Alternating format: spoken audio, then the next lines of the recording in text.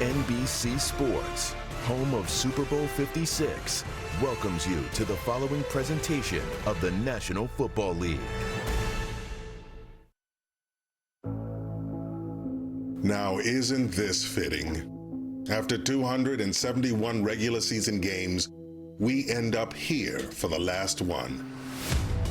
Here in this desert oasis, where they judge you by how much you're willing to stake and define you by how far you're willing to go to get it. Jackpot, baby! Tonight, the stakes couldn't be any simpler. Win, and you're in. Fold, and you go home. The prize, a shot at everything they play for. This is Chargers Raiders Sunday Night Football. One of the great rivalries going back to the beginning of the AFL in 1960. Let's go down to the field right now and check in with Michelle. Well, Al, after that Week 14 drubbing at Kansas City, the Raiders were 6-7 and could have folded, but Derek Carr told us this team went back to work, saying, I've been on 8 Raiders teams. I can't say all of them would have come out of that loss the way that we did. And now with a shot at the postseason, Carr recalled the last time he led the Raiders to the playoffs in 2016, when a broken ankle left him unable to play and heartbroken. Now, with another chance, he told us, I've always wanted an opportunity to compete in the playoffs, not because I think I deserve it, I just think it would be awesome. And then there's Justin Herbert in just his second NFL season. He said last year at this point the Chargers were playing for nothing, but now they have, quote, a great opportunity, and you can't ask for much more. Now, given a tie would put both teams in the postseason, I asked both head coaches if their end-of-game strategies might change. Brandon Staley smiled and said, I don't think so. Rich Bisaccia said, we're going to do whatever it takes to win, and we're going to do whatever it takes to get to the playoffs, Al. Michelle, in the words of Herm Edwards, you play to win the game, but what's at stake for the Raiders? They win, they go to Cincinnati. If this game winds up in a tie, they go to Kansas City. They're eliminated with a loss, and the Steelers would be at the Chiefs if that happens, 7-2. Meanwhile, for the Chargers, a win or tie sends them off to Buffalo. They're eliminated with a loss, and the Steelers would be at the Chiefs. The two coaches who both are in their first year, Brandon Staley, of course, was hired last year at the end of the season by the Chargers, and Bisaccia took over. Rich, at the age of 61, has been a coach in college football and pro football since 1983. And this is his first head coaching opportunity as he took over for John Gruden. Dustin Hopkins, who's cleaned up what's been a Chargers kicking mess for a lot of years, to send it down to Tyron Johnson. Raiders to receive. Chargers won the toss and have deferred, and off we go. The final game of the regular season with a short kick fielded at the 15-yard line, and a nice run back out to the 33 for Tyron Johnson. Let's take a look right now at the Raiders offense. Derek Carr, Fresno State. Josh Jacobs, Alabama. Zay Jones, East Carolina. Hunter Renfro, Clemson. Darren Waller, North Cobb High School. Foster Morrow, LSU. Colton Miller, UCLA. John Simpson, Fort Dorchester High School. Andre James, UCLA. Alex Leatherwood, Alabama. Brandon Parker, North Carolina A&T. And that offensive line hold up against a very good pass rush from the Chargers. Josh Jacobs starts as the running back. He gets it and escapes a tackle in the backfield. He's been great at breaking tackles in his career. That time he pushed Chris Harris Jr. out of the way and picks up 9. Josh Jacobs playing with some bad ribs, and he did not want contact on those ribs from Chris Harris Jr. on that one. Good stiff arm to get him outside and get this thing started. It's an exciting setting here, though, isn't it? Very. I mean, you can really feel the energy. This town's always buzzing, but in particular tonight. 3 tight ends in this set. They get Darren Waller back. He missed the last 5 games. Second down, short 2. Carr flips it out here. Jacobs. And the first down of the game belongs to the Las Vegas Raiders. Derek Carr, his numbers this season, they won't dazzle you really, but he's done the job when he's had to. 69% completion percentage is great. 94.3 rating is a little above the league average. 21 touchdowns, 14 interceptions, a 1.5 to 1 ratio. 2 plays, 1 first down from the 49-yard line. Looking at Derwin James on the Chargers side with a play fake, and the pass is incomplete.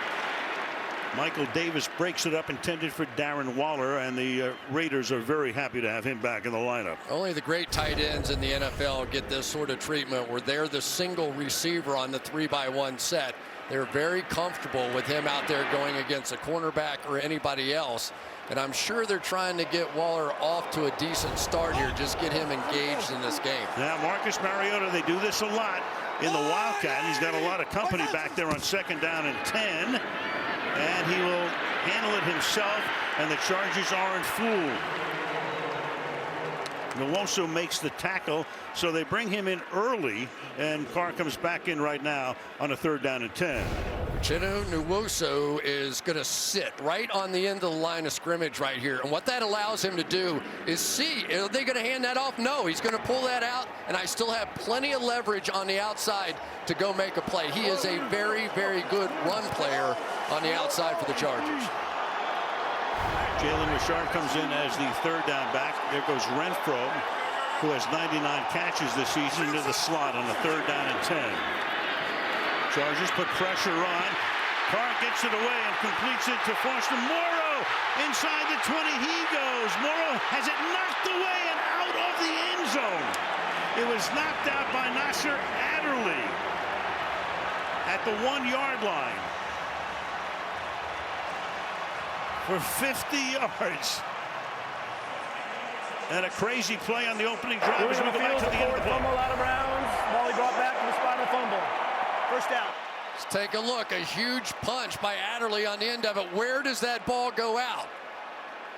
The official is right there on it, so he has a good understanding. Obviously, if it went into the end zone, a much different outcome. And yes, indeed, it does go out of bounds.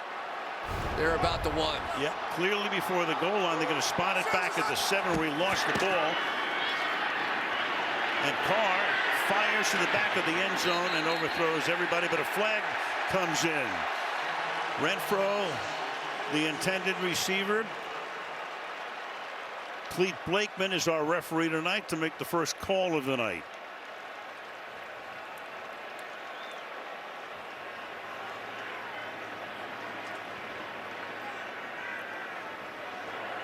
Prior to the pass, holding defense, number 43. Plays 5 yards from the previous spot, first down. On Michael Davis, 1st and goal. Well, get used to it because Hunter Renfro is one of the hardest guys to figure out A, where he's going, and B, how to stop him. So see first of the grabs there, maybe a second of the grab there, and flags flying everywhere. Derek Millett. Jacobs back-ended running back. Renfro slot right. Zay Jones comes bottom of the screen to the left. And Jacobs dancing but goes nowhere. It'll be 2nd down and goal on this, the game's opening drive. They've been using the tight ends quite a bit to block. And he's right out here, so help out on Bosa, release late. And by doing that, not only do you get help on Bosa, but you also create this second layer of opportunity for the tight end. And then it turned into a foot race down there. But a great start so far for the Raiders if they can cash it in. Started back at their own 33. 2 tight ends in the game here, but Waller is split out to the left. And the handoff to Jacobs, and he's going to be taken down in the backfield. So the Chargers swarm to him and stop him at about the 6-yard line. Connor Fackrell making the stop back there. Big play by Fackrell, and he's going against the Raiders' best up front, and Colton Miller as well. Fackrell just back, as you talk about, but it does give him a little extra depth on the outside. Greg Olson is the offensive coordinator. Calls the plays from down on the field. Richard is the back here on a 3rd down and goal. Renfro is the typical target, and they are loaded up on that side to try to get him covered. Carr buying time, keeps his eyes downfield and throws, and it's knocked down at the goal line. And that's Asante Samuel Jr. knocking it away. Derwin James put the pressure on. He blitzed, and it's 4th and goal. They had all kinds of coverage against Renfro. They had a corner on the outside. They had a safety sitting right in front of them. They were not going to let him beat them down the field. But for Derek Carr, this was another loose throw. He has had some turnovers on the year, and that very easily could have been a huge one. Daniel Carlson, the stadium is 2 years old. He is 33 for 33. And this a chip shot from 24 out to give Las Vegas the lead. So a nice opening drive, but the Chargers come up big on defense at the end. 3-zip. Sunday Night Football brought to you by USAA, an official insurance sponsor of the NFL.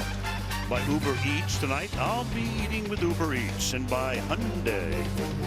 45 years ago to the day, Raiders won the Super Bowl. John Madden being lifted onto the shoulders of his players. There is Virginia Madden. Great tribute to John. We'll revisit it later before the game. They had a nice tribute. The whole family's here. She's quite a woman. Virginia Madden had a bar when John was coaching the Raiders. Yep, she did. And John they met. They met long before that. But she also got a pilot's license. Wow. Married to a man who didn't get on an airplane for the last 45 years of his life. The stories go on and on. Yes, they do. Daniel Carlson to kick off. Andre Roberts ran one back 101 last week for a touchdown. Picked him up in midseason from the Texans. And he'll give the Chargers the start at the 23-yard line as we take a look at the Los Angeles offense. Justin Herbert, Oregon. Austin Eckler, Western Colorado. Keenan Allen, Berkeley University. Mike Williams, Clemson. Jared Cook, South Carolina. Steven Anderson, Cal. Rashawn Slater, Northwestern. Matt Filer, Queensburg. Corey Lindsley, The Ohio State. Michael Schofield, Fox River State. Storm Norton, University of Toledo. Left side of that offensive line is terrific. They picked up a gem in Slater in the first round out of Northwestern. He has solidified the left side of that offensive line. Austin Eckler having a great season. He is the running back. And it's a quick throw to the right side, and taken down after a very short gain is Mike Williams. Brandon Faison takes care of him. Justin Herbert, great season. He's approaching 5,000 yards. TD interception ratio 2.5 to 1, and the rating is well above the league average. Third in the NFL in yardage through last week. 2nd down and 7. 4-man rush. Slings it to the outside. And that pass is incomplete. Eckler, the intended receiver. And Christian, the one thing about the Raiders, they don't blitz much, and they showed it again right there, coming with 4. Yeah, and that's what they're going to have to do. And I think that I talked about it a little bit in the open. You're going to see here in between 2nd and 3rd down, they're going to accelerate things so that the Raiders can't get those subs on the field. 3rd down and 7. Herbert throws, that is caught, but short of the first down. Keenan Allen tackled by Dallin Levitt. So up to the line they came. They didn't let the Raiders sub, but Las Vegas stops them anyway. 4th down and 2. Yeah, some of that zone defense in behind here. They're going to try and drive off with Jared Cook and just get a little natural pick going underneath, but release them to the next guy, and no problem at all. So really a great start to this game so far for the Raiders on both sides. Ty Long, who is last in the league in net punting average, will send it down toward Hunter Renfro after the 3 and out. This a good kick, backing Renfro all the way up to the 15-yard line, and he's able to weave his way out to the 23-yard line. Kick of 53 yards. Doing a lot of great acting on Jimmy Fallon this week on NBC. Start from the 24-yard line. Second drive is knocked down at the line of scrimmage. Nwosu making another play there. It'll be 2nd down and 10. Yeah, they flip-flopped Nwosu and Joey Bosa, and this time Nwosu makes his 2nd big play of the game, coming right off the edge here. You can tell what the Raiders are trying to do. They want to get the ball out of Derek Carr's hand quickly because they really could not pass protect in that first matchup. We're good. Chargers led 21-0. Raiders got back in the game, but the Chargers won by 14 at the end. Big hole exploited here by Josh Jacobs. And he'll take it with some help up to the 37-yard line. Jacobs was picked in the first round, another one of the Alabama great backs in recent times. Overall, the 24th pick. Had a great rookie season, but he's been going a little downhill since. Some rib issues of late, but looking good so far tonight on his first couple of carries. Yeah, he basically had to slide off the field in that game last week. He was so banged up, went in and took care of it at halftime, and here he is again. So he's playing with a lot of pain. If you've had broken ribs, you understand what he's going through out there tonight. Easy LA. Go. Comes off a gain of 14. Give it to him again, and this time a loss. Stopped in the backfield by Nwosu. Let's take a look at that Charger defense. Joey Bosa, The Ohio State. Justin Jones, NC State. Linval Joseph, East Carolina. Jerry Tillery, Notre Dame. Wk18, University of Southern California. Kaiser White, Lackawanna Junior College. Kenneth Murray, Oklahoma. Michael Davis, BYU. Derwin James, Florida State. Nasir Adderley, Delaware. Chris Harris Jr., Kansas. Defensive calls made by the head coach, Brandon Staley, who was with Sean McVay with the Rams last year. Deep drop and a roll, and the pass is caught by Zay Jones. But Carr went so far back, Adderley is there, that it results in a 2-yard loss. So Staley, meteoric rise. I mean, he was coaching at John Carroll Division III a few years ago. Then he went with Vic Fangio to Chicago and eventually to Denver, to McVay last year. The defense for the Rams last year led the league in fewest points allowed and yards. But this year, it's been mainly the offense for the Chargers. It's been a lot better than the defense. 3rd and 12.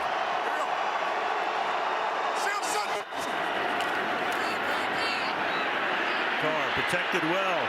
Going for it all. He's got Jones out in front and overthrows him. Zay Jones coming off his best game of his career last week at Indianapolis with 8 catches for 120.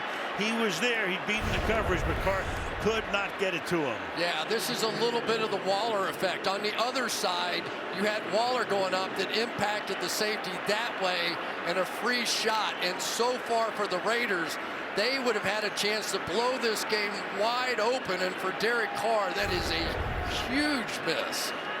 Left Kenneth Murray in his wake. Meanwhile, A.J. Cole, who leads the league in punting average and will be going to the Pro Bowl, skies one to the 18-yard line. Here's Roberts darting and dancing, and the ball is out. The ball is out. The crowd thinks the Raiders have it. We'll wait for the call from the officials as Roberts, and the indication is yes, Las Vegas with the ball. So Roberts, who's done a tremendous job since he came over from the Texans, the 101-yard TD return last week, but coughs this one up, and Tyron Johnson is there for the recovery after it's knocked away. It just happens so much, Al. I used to return punts too.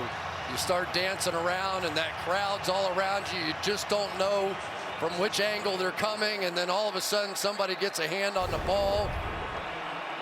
Johnson knocked it free. Divine Diablo winds up at the bottom of that pile to give them the ball at the 23-yard line.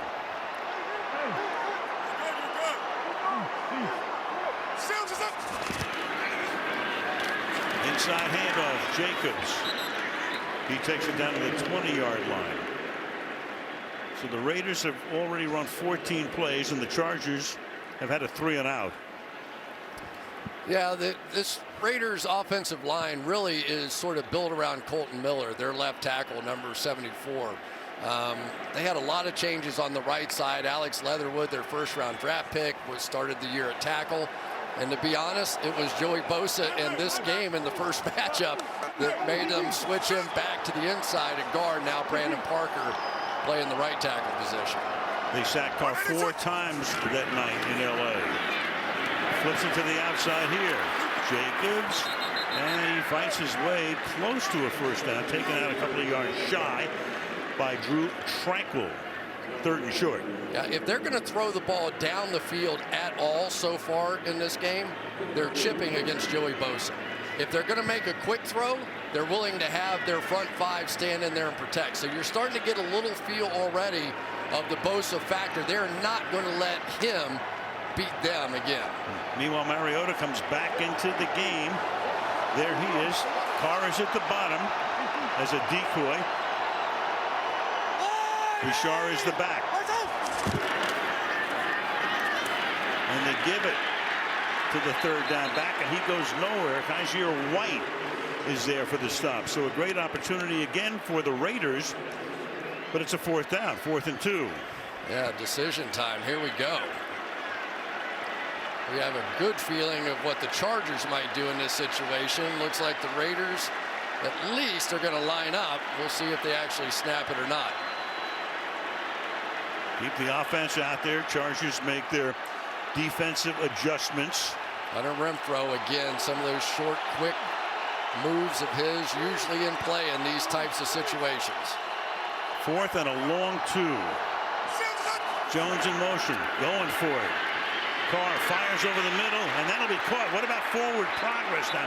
Zay Jones tackled by Gilman, and that's enough for a first down, just barely. What a fantastic catch that time by Zay Jones. How he took that hit and held on to the ball, I am not sure. Safety came flying up from the middle of the field, and there it is. You can eyeball it. It looked like he had possession just past the sticks, and that's what they're saying. Look at this shot right to the ribs as that ball was being caught. Keep the drive alive, 13-yard line now.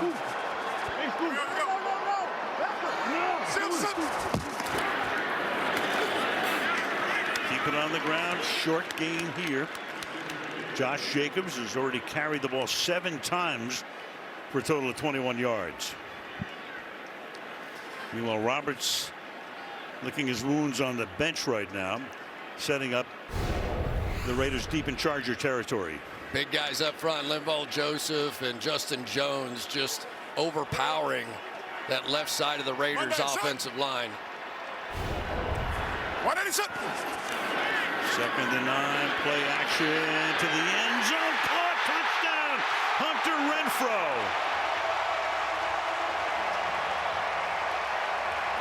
Renfrow beats Michael Davis, a touchdown, and Renfrow's 100th catch of the season. Great route runners know how to do this, Al. Watch him. He's going to go out and out. And typically what defenders look for is the second move. This time the 3rd move is the payoff. And for the Raiders, what a start. Go for it on 4th down and make it. Cash in on the 12-yard touchdown. Carlson bangs it through, and with 3:14 to go in the opening quarter. Carr, Renfrow, 10-0. Setters, of course, one more game this season than in the past. Tom Brady, most completions, 485, breaking Drew Brees' mark set back in 2016. T.J. Watt, 22.5 sacks, that ties Michael Strahan, who accomplished that feat back in 2001. It was interesting with T.J. Watt. There was also a fumbled snap that the quarterback picked up, and Watt tackled him, and he thought, I think, that was a sack. It ended up not being a sack, so he had another one after that to tie the record. Yeah, just add another asterisk to things too, right? 17 games, blah, blah, blah. 10-0 is the score here, with Vegas on top and the Chargers, who were 3 and out on their first drive. Start from the 25. Let's take a look at the Vegas defense. Max Crosby, Eastern Michigan. Quentin Jefferson, Swissvale, Golden Flashes. Darius Fallon, Varga High School. Unique Ngakwe, Maryland. Denzel Perryman, the U. Devon Diablo, Virginia Tech. Brandon Faison, Virginia Tech. Trayvon Merrick, TCU. Rod Teemer, New Orleans, Louisiana. Casey Hayward, Vanderbilt. Nate Hobbs, Illinois. Perryman, former Charger, he's going to the Pro Bowl. A little swing pass dropped by Eckler. So Eckler started to look upfield before he had it. He's had a tremendous season. He's a Pro Bowler. It'll be 2nd down and 10. Not a good start out here, huh, for the Chargers? I mean, this is a very nervous start. They lose the ball on the punt. They go 3 and out with this good-looking offense of theirs. Drop a pass. They need to settle in. 18 touchdowns for Eckler, second only to Indy's Jonathan Taylor. 2nd down and 10. Herbert fires. That's caught. Short gain. With about 4 going to big Mike Williams, tackled by another former Charger, Brandon Faison. It'll be 3rd down and 5. Yeah, Justin Herbert, he likes to get him up and get him going. He has the 3rd best quarterback rating in throwing deep, but just the 7th lowest average depth of targets. They don't throw deep much, but they're really effective when they do. 6th play for the Chargers. Thus far, they've all been passes. Up empty here, so we'll have a 6th shortly. As Herbert is under pressure, escapes the sack, fires, and it's juggled and then deflected and caught. Eckler is there at the 45-yard line into a ton of traffic, and Ngakwe almost got to Herbert. He escapes him, and then a deflected pass for a 1st down. Watch the inside move here by Ngakwe. He has Herbert dead to rights, and somehow he gets it out of there, and then a couple of tips, and there you go. Chargers go fast, trying to pick up the pace. Eckler picks up a couple. Max Crosby makes the tackle. Final 2 minutes of the quarter. Let's watch this down the field. Sometimes, whether you get into the playoffs or not, it's determined by bounces like that. And that was plenty lucky right there for the Chargers. Off Mike Williams' hands. 2nd down and 7.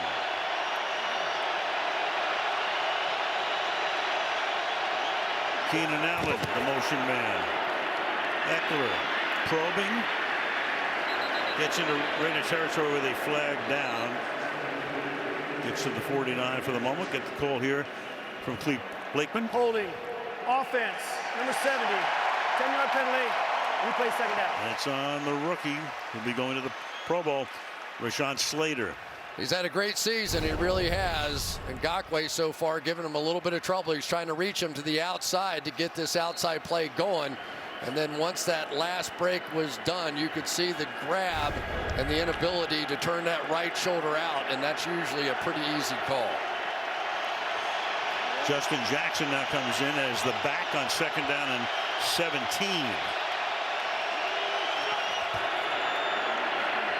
Fake to him. Herbert throws, and that is incomplete at the 41-yard line to Justin Jackson. Coming out of the backfield, Roderick Teemer, who was with the Chargers briefly a couple of years ago, broke it up. 3rd and 17. You know, there's just no way to anticipate what pressure is going to do in a game like this. And we have seen the Chargers come up big in so many big games this season. And yet so far tonight, it has just been a really nervous-looking start. Kind of reminded me of the way Indianapolis played against Jacksonville today. Nothing was that bad. 3rd down and 17. Deep downfield into traffic and out of bounds it goes. It's incomplete. Flag is down. Mike Williams was down there with Faison again. This is a 3rd and 17 call that we're going to get here. Prior to the pass, illegal contact, defense, number 35. It's a 5-yard penalty, 1st down. Yep, 3rd and 17, 5-yard penalty, and automatic first, of course. Oh my gosh. You know you're going to get a double move or something. Here's a little weave to the outside and then contact way down the field, and you get a 1st down out of that. 3rd and 17, you just can't. That's some different kind of stuff there. I'm sure Rich Bisaccia is beside himself. Final minute of the opening quarter. Nothing happening there. It's Justin Jackson, 7th round pick out of Northwestern back in 18. He's the backup to Eckler. Going nowhere. 2nd down and 9. Once again on the inside, Phylon, Jefferson, Quentin Jefferson, those guys are going to have to match up because this is a very strong left side of the Chargers offensive line with Slater, Filer, and Lindsley over there. Phylon had 2 sacks of Herbert in that game in LA in October. Off play action. Fired left side, making the grab on the outside. There is Jared Cook, the tight end, and that should take us when they wind the clock again in a moment to the end of the first quarter. So a play there for 19 yards. Chargers in Raider territory. That's the end of the first quarter in Vegas. Raiders lead by a score of 10-0, and Sunday Night Football resumes after these messages. We are here today to light the torch for Al Davis and John Madden and all of those great Raider players who played for John, alive and dead, that he loved so much.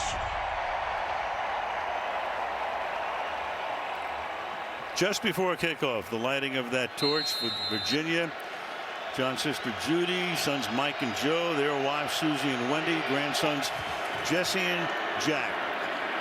A flag is thrown here as we start the second quarter.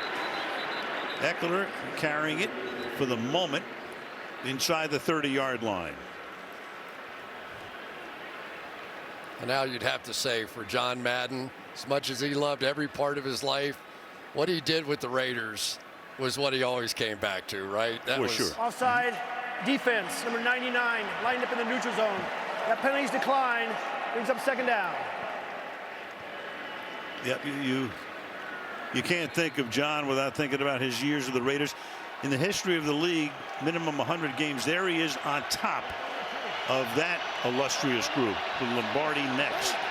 John winning about 75% of his games in his 10 years at Oakland. To the 27-yard line goes Eckler, and that's a 1st down. Yeah, big Max Crosby on the outside coming down to make that play. There's Rich Bisaccia, and you have to give him so much credit for what's happening this season. I mean, if the Raiders somehow pull this out and go on to the playoffs, I just think it's going to be one of the great stories in NFL history. All that they had to overcome this season. Adversity, tragedy, you name it. When Bisaccia took over, kind of calmed the waters, trying to get him to postseason to the 21-yard line. That's Jared Cook making the grab, and Denzel Perryman, the ex-Charger, makes that tackle. And we've got Quentin Jefferson, the Raiders defensive tackle, is the man right now who is in pain. Step away right now.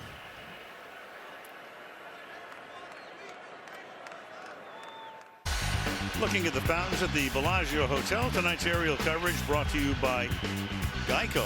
Al Michaels, Chris Collinsworth, and Michelle Tafoya, whose favorite site is right there. There you go. She loves it.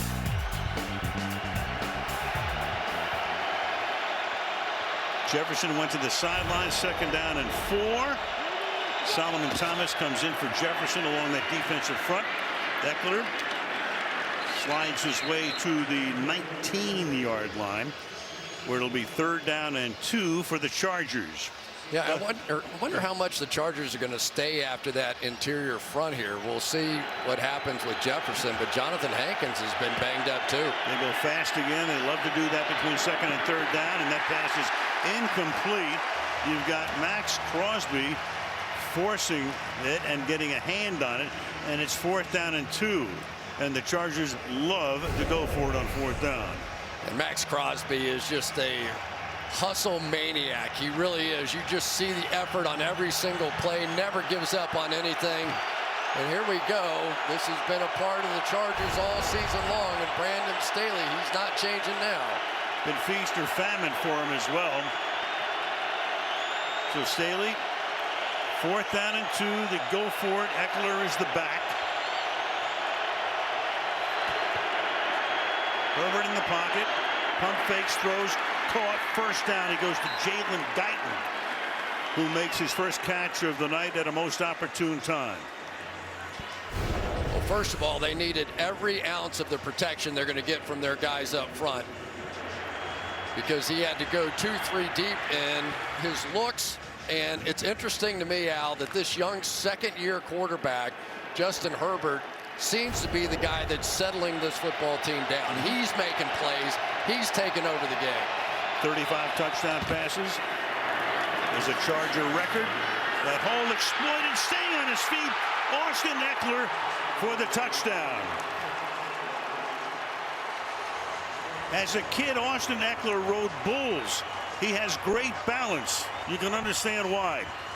Started to go down, kept his balance into the end zone. He goes for the touchdown. So good to have this guy back after missing last week. Corey Linsley, the great all-pro center up front there with that double team. And right now you're starting to see the Chargers team that they thought they could be, which is run the ball effectively with those great players on the left side of that offensive line. No bucking Broncos stopped him on that run. Hopkins for the extra point. And it's a 3-point game. 75 yards, 14 plays. Eckler. Touchdown. Let's take a look at the Walmart Plus 4K Skycam.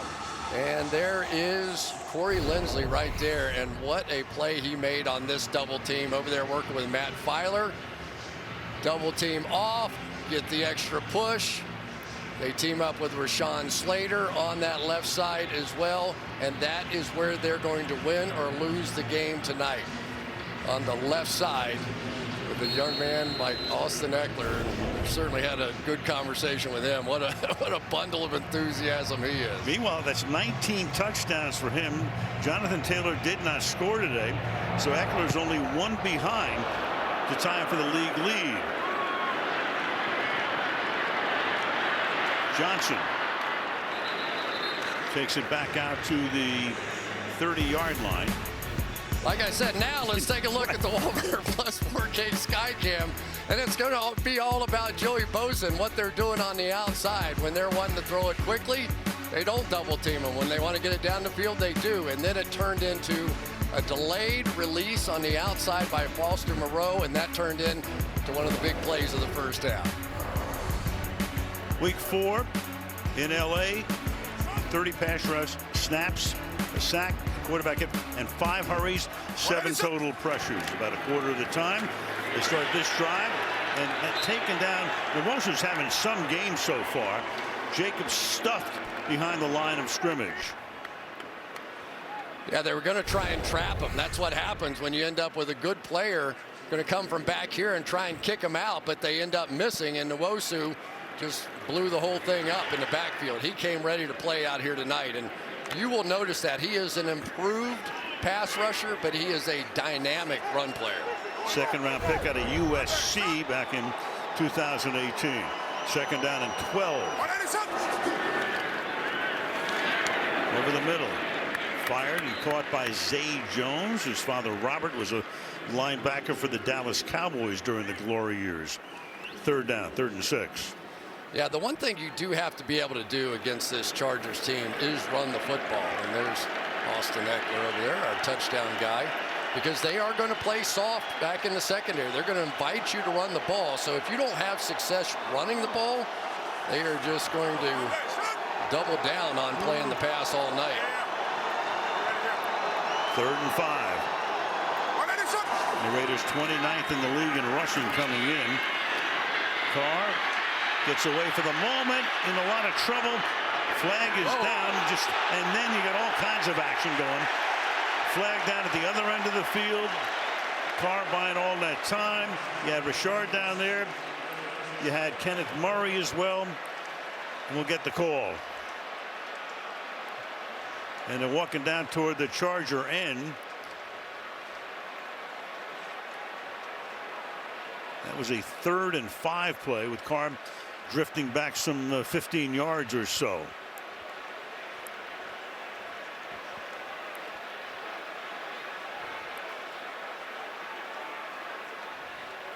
There are 2 fouls against the defense on the play.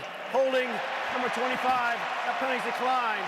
Pass interference, number 9. The ball he placed at the spot of the foul, first down. Yeah, big difference between the interference and what would have been a 5-yard march off against Chris Harris. Yeah, one of the easier calls you're ever going to see on that one. But what's happening, Al, is right now the Chargers are really committing a lot of resources to Hunter Renfrow. That time they walked the safety down for a double team on him. So Derek Carr is going to have to start looking to these other receivers. 20-yard penalty on Murray. And Jacobs gets swallowed up at the line of scrimmage. Yeah, you know that the Raiders would love to be able to run the football. They did not have much success, and Greg Olsen, their offensive coordinator, knows how much easier it is to get to some of those play pass and play action and bootleg looks and different things that they want to do. But right now, Nwosu and some of those guys up front are making it awfully tough. We're good. We're good. Well, Second and 10. Carr stepping up, and he can't get away from guess who? Uchenna Nwosu having a night of nights with a sack there. That's an 8-yard sack and makes it 3rd down and 18. Yeah, the Raiders now have got to pick up the pace. They've got Moreau coming across here to try and kick out Nwosu, and he never gets there. A little chip on the outside, and then it was Moreau who couldn't get there either. So I just don't think they're paying much attention to the play action fakes because they're having no success running the ball. 11 rushes, only 20 yards. To the air they go again. And free over the middle. And a nice game here for Brian Edwards. Makes his first catch of the night, but well short of the first down. It'll be 4th down and 6. Yeah, it's always interesting in the NFL right now. This used to be, okay, yeah, we're going to see the punter run out on the field. Now you pay attention. Are they going to run him out or not? Because, you know, unless you get a great punt here, sometimes you end up picking up 20 yards or 22 or 3 yards of field position. They kick it into the end zone. So the top punter in the league, Cole, sending it down to Roberts, who leads the league in run back yardage, at least on kickoffs, but had that turnover the last time he handled it. Calls for the fair catch here and sets the Chargers up at the 11-yard line when we come back. 8:54 to the half. Las Vegas by 3. This season, he's had 6 games with 50 or more rushing yards and 50 or more receiving yards. Tied for the most in Chargers history with LaDainian Tomlinson. Most in the league this year. 3 games with a rushing and receiving touchdown. He already has a rush tonight. That's the most in Chargers history. And as we say, one shy of tying Jonathan Taylor for the league lead in touchdowns. Start from the 10. Give it to him. Yeah, their offensive coordinator, Joe Lombardi, said, he goes, I've got to tell you, I underestimated him when I got here. I thought he was kind of a scat back, a receiver type guy, you know, we could use in various ways, but he is really put together and very intense personality and runner, incredible weightlifter. Some of the things he can do in the gym are just mind-blowing. No big-time college offers. Went to Western State in Colorado. Couple of other offers. Wanted him to play defensive back. He wanted to be a running back. Herbert on a roll, under pressure, fires, and is able to jam it in at the 21-yard line to Keenan Allen. Keenan Allen making his 2nd catch of the night, and that was Quentin Jefferson. Good to see him back on the field, who put the heat on Herbert.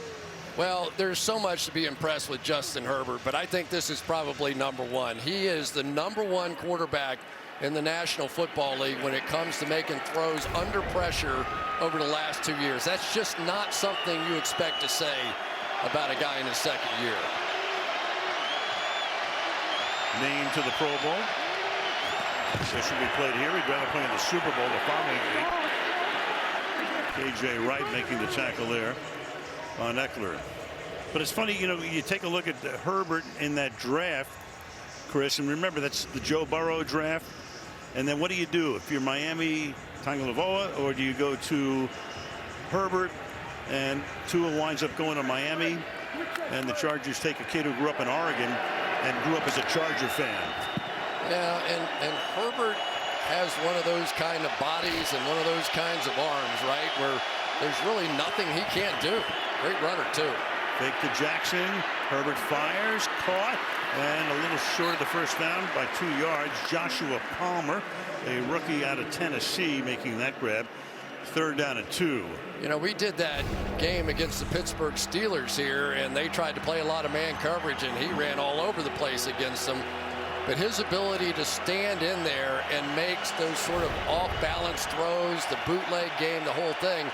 And I just keep wondering, are we going to start to see a couple of runs out of Justin Herbert? Because everything is on the line here tonight. That made the major difference in that Steeler game on Sunday Night Football back in midseason. 3rd down and a deuce. And that'll move the sticks as Jalen Guyton makes the catch. 6 minutes to play in a very rapidly moving first half. This is when you only want to make this kind of throw when you have somebody with an arm like Justin Herbert. I mean, that was far hash, thrown to the flat, across the field. Those are the kind of plays that turn into pick sixes sometimes. But I've never seen a throw that he didn't think he could make. And now watching a lot of his throws today back in the room, so many times his ability to drop it over somebody in coverage and in between the next guy in coverage has just been so impressive. Changes hands and hands it off to Eckler. And he'll pick up 14 yards before he scampers out of bounds near midfield. Got away from Trufant. Yeah, they want to go with these little counter steps and then have a lead blocker come across the face of it.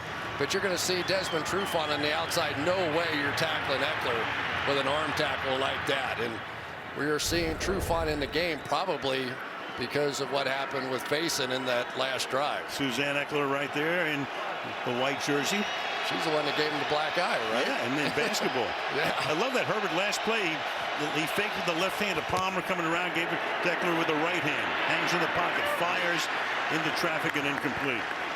2nd and 10, go to Michelle. Well, Austin Eckler told me he's addicted to working out because he thrives on pushing his body to the max.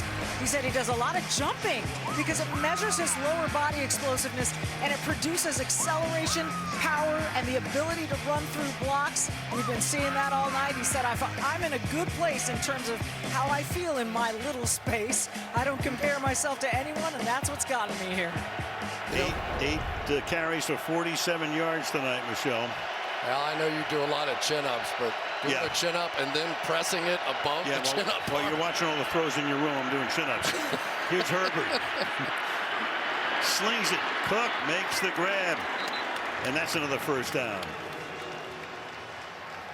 I think this has been the most impressive part for me about watching Justin Herbert grow. We know he has the big arm. He can throw it all over the place. But he is starting to go through those progressions, and of course, Joe Lombardi, so many years with the Saints, and Drew Brees, and knowing what's going on with just those quicker throws. Because yes, he can make the big plays down the field, but day in, day out, it's those kind of reads that you have to make to win in this league. Through the middle, big hole for Jackson, and that's an 11-yard pickup. And another 1st down with 4 minutes to halftime. So many times this is what Lindsley brings to your offense, is he's going to make the initial block, but then go get somebody on the next level. So there he's going to make sure that block is taken, and then he goes down the field to take care of Diablo as well. Lindsley snapping for Aaron Rodgers for 7 years and signs with the Chargers in the offseason. Jackson stays in the backfield.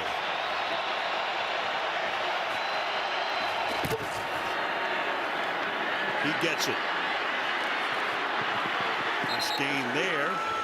He's forced out of bounds by Denzel Perryman.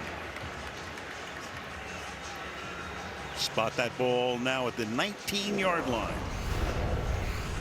You just see what happens on the backside of these RPOs because they're just so afraid of Herbert pulling the ball down and being able to make those backside throws. So it really stretches horizontally all the defenses in the league, and it has really been one of those breakthrough kind of things for offenses, watching people work that.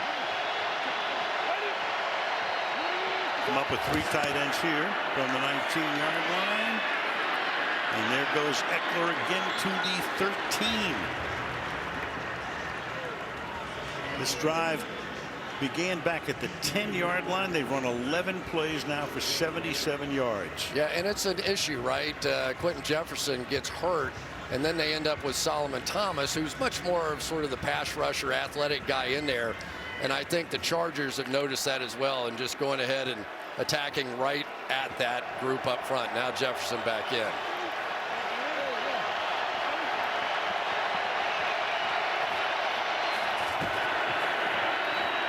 Herbert's going to keep, and results in next to nothing because Hobbs was right there to force him out of bounds, and that takes us to the 2-minute warning. 2 minutes to the half. Las Vegas up 10-7. So the Chargers with a win or a tie, they go to Buffalo next weekend. If they lose, they go home, and the Steelers meet the Chiefs. Meanwhile, the Raiders, if they win, they go to Cincinnati. Tie, they go to Kansas City. And with a loss, Steelers at the Chiefs. And the Steelers are cheering for either team to blow out the other one. They just do not want to talk about any ties at this point. No, they don't.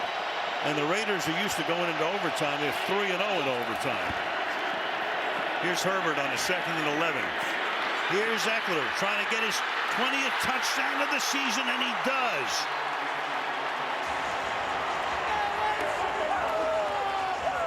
And once again, a rushing TD, a passing TD. Mom going, that's my boy, 14 yards.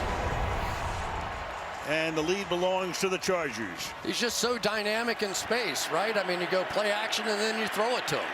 Get out in front with Matt Filer leading the way, and then he's just going to do the rest. I mean, that's Denzel Perryman that he just juked on that one, who is the leading tackler for the Raiders. Dustin Hopkins out of a time-long hold. And 8 seconds after the 2-minute warning, the Chargers take the lead for the first time tonight. 14-10 LA.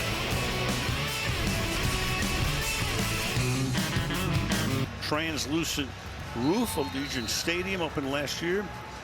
Austin Eckler overlooked no longer. 20 touchdowns this season. Gives the Chargers the lead. And the kickoff will skid through the end zone. So Super Wildcard Weekend, you've got 6 games coming up over 3 days. Saturday, 4:30 Eastern, 8:15 Eastern. Games to be determined on any of those networks. We know that CBS on Sunday has the 4:30 Eastern time game. Our crew will have the 8:15 Eastern time game next Sunday night. And ABC and ESPN will have the first ever Monday night wildcard game next Monday at 8:15. Still figuring out which games are going where. Get it to you as soon as we know. From the 25-yard line, here's Carr throwing. Incomplete. 10 for Renfro. Tell you, Chris, this season, I mean, you look at this season, how crazy it's been. And, you know, we've seen a lot of, I mean, Jacksonville beats Buffalo. Then they look horrendous. Go figure that game today, Indianapolis at Jacksonville. What happened? I don't know. And now tonight, all anybody's talking about on the internet probably is the possibility of a tie here. So sort of an appropriate ending to this wild and crazy season that we've seen. Yeah, everybody in Pittsburgh, of course, would go nuts if that happened. A tie knocks the Steelers out. And meanwhile, you got coming across the line here. It's Kyler Fackrell along with Bosa.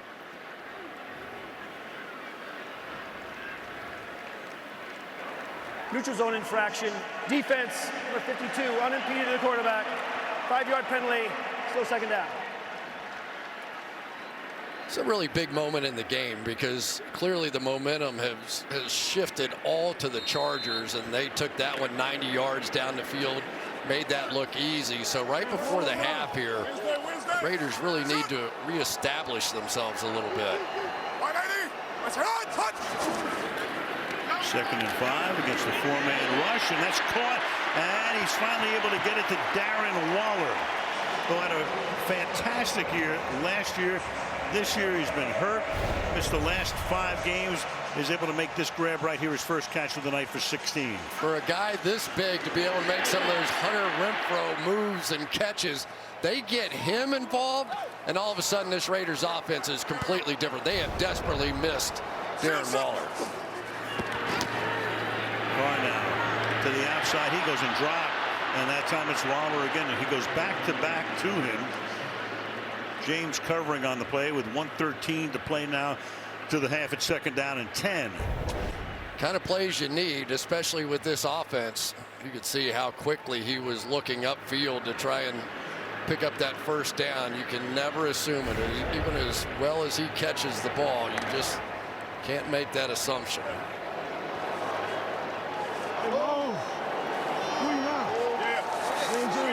Waller at 6'6" and 255 out of Georgia Tech. 2nd and 10. Deep drop. Carr surveying. Protection great. And then finally has to sling it away into the Vegas bench. 3rd and 10. Carr pleading his case here. No flag on the field.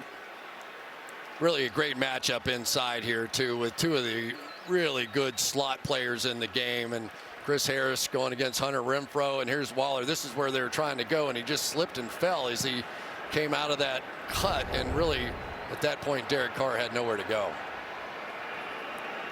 So there's a conference here with Blakeman. There was no flag on the field.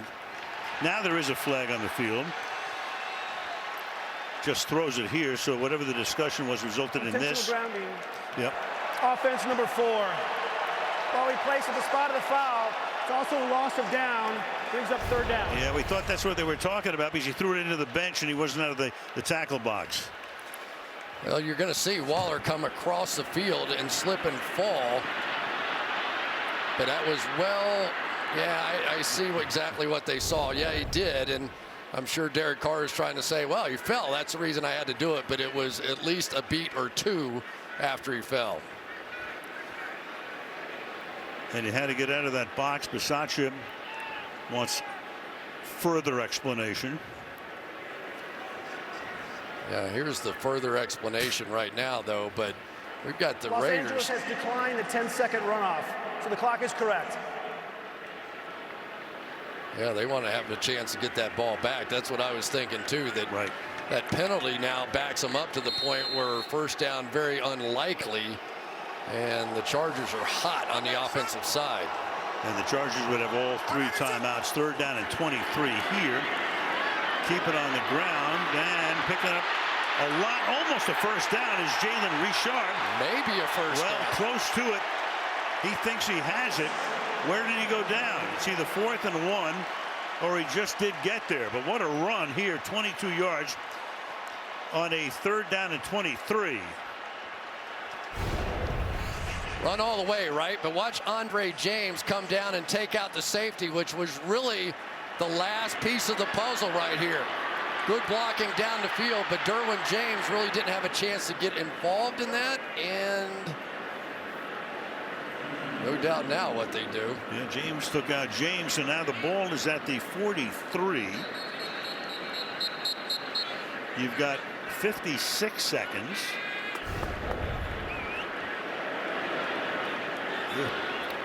Mariota's now coming in. Very interesting.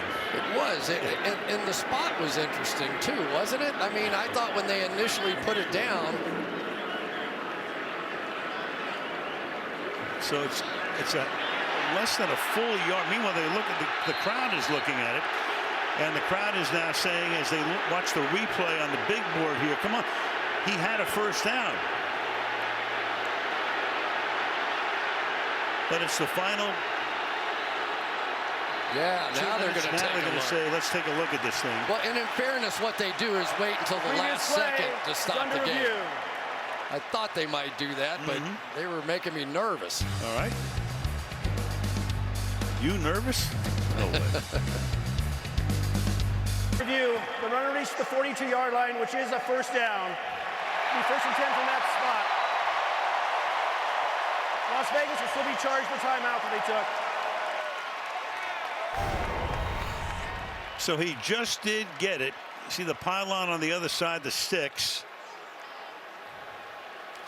I mean, it's pretty clear it's right on the 42, which was a first down, and they marked it on the 43. So huge play. Don't have to send it back to the Chargers with all of their timeouts. Vegas had to use one, so they have two. Ball is now at the 42-yard line.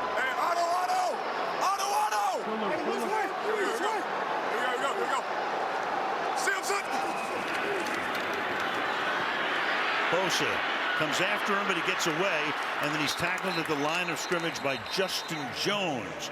Bosa coming around the edge, Carr stepping up, comes just about back to the line of scrimmage. 2nd and 10.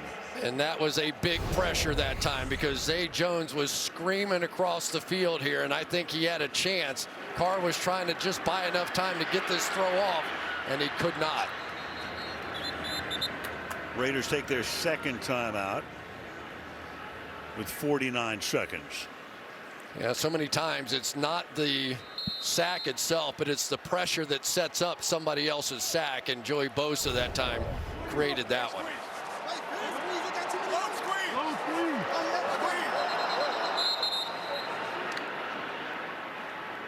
Meanwhile, the Chargers are now going to take a timeout.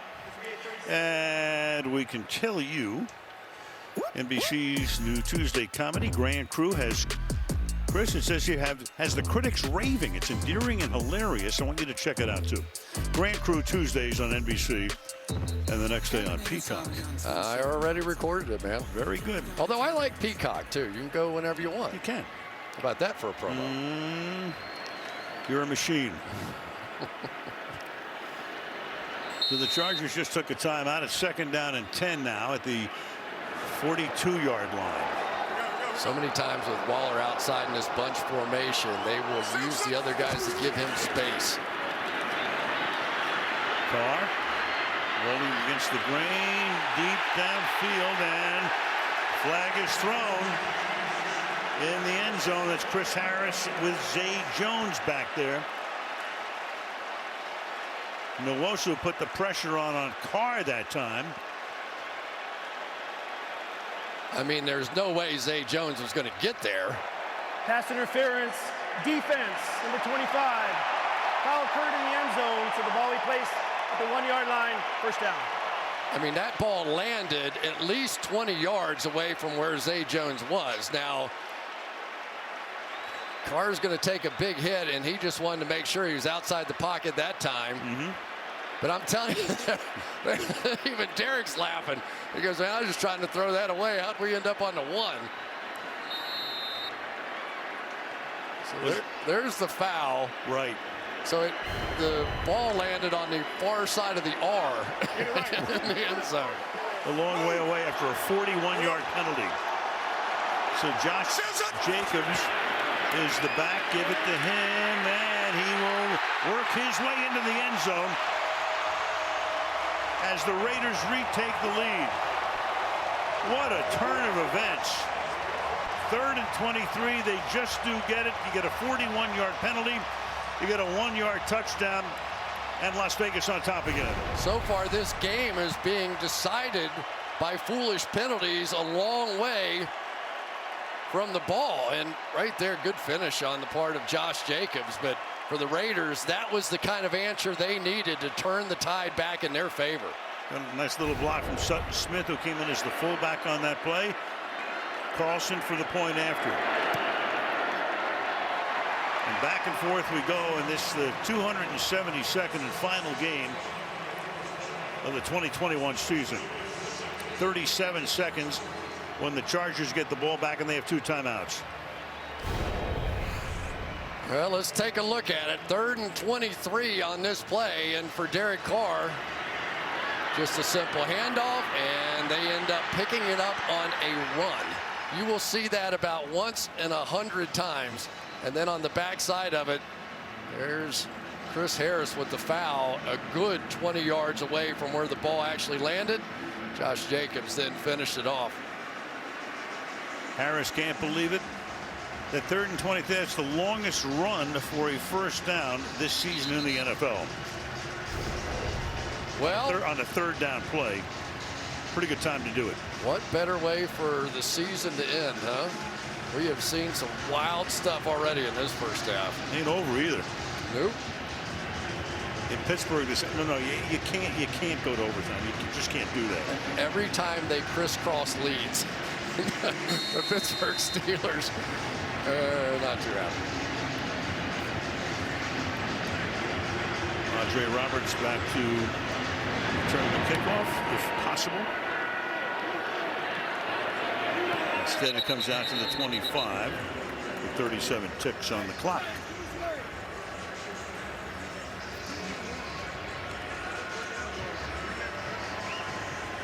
Numbers are similar for the quarterbacks. Herbert's thrown for 106. Carr has thrown for 107.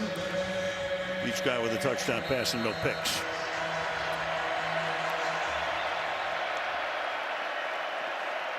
Chargers will get the ball to start the second half.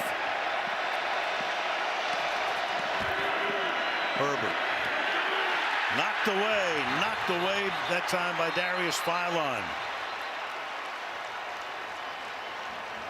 Took 5 seconds and makes it 2nd down and 10. Each team has run 31 plays in the game. First downs close to even. Everything close to even. Check out this little inside move here by Philon. That was nice, going right around that Filer and Philon going at it inside, and force Herbert to get rid of it.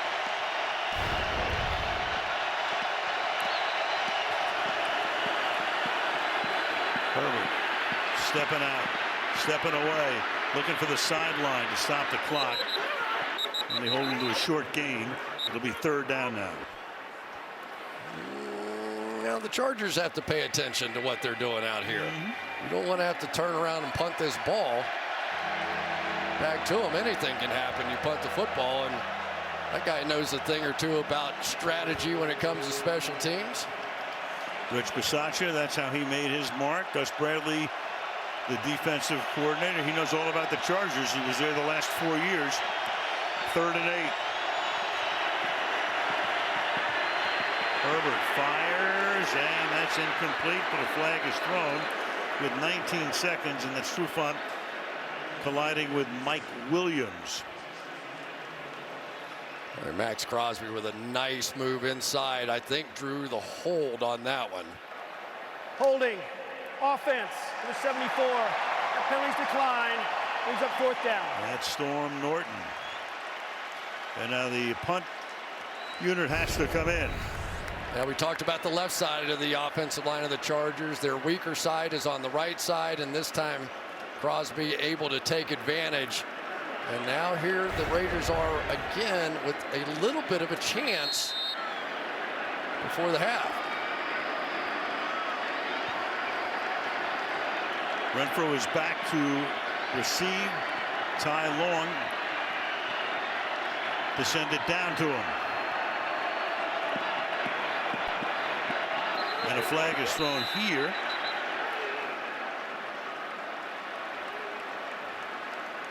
Going to back him up 5. False start.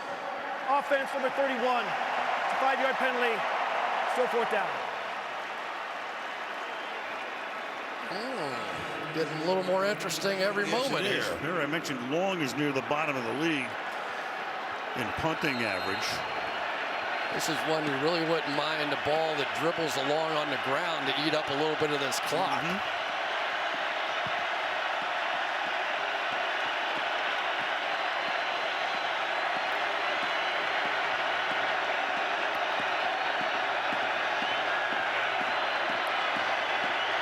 Play clock down to 3. He does get it away and angles it to the near side.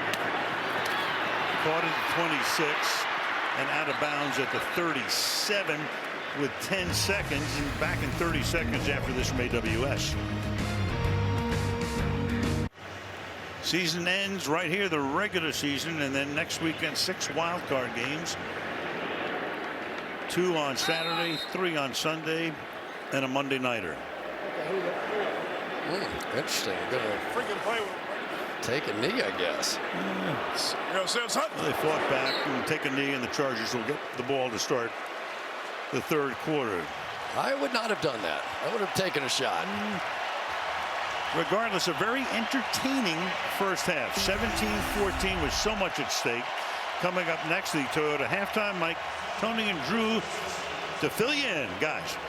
First half highlights are brought to you by Chevrolet. Waiting all day for Sunday night.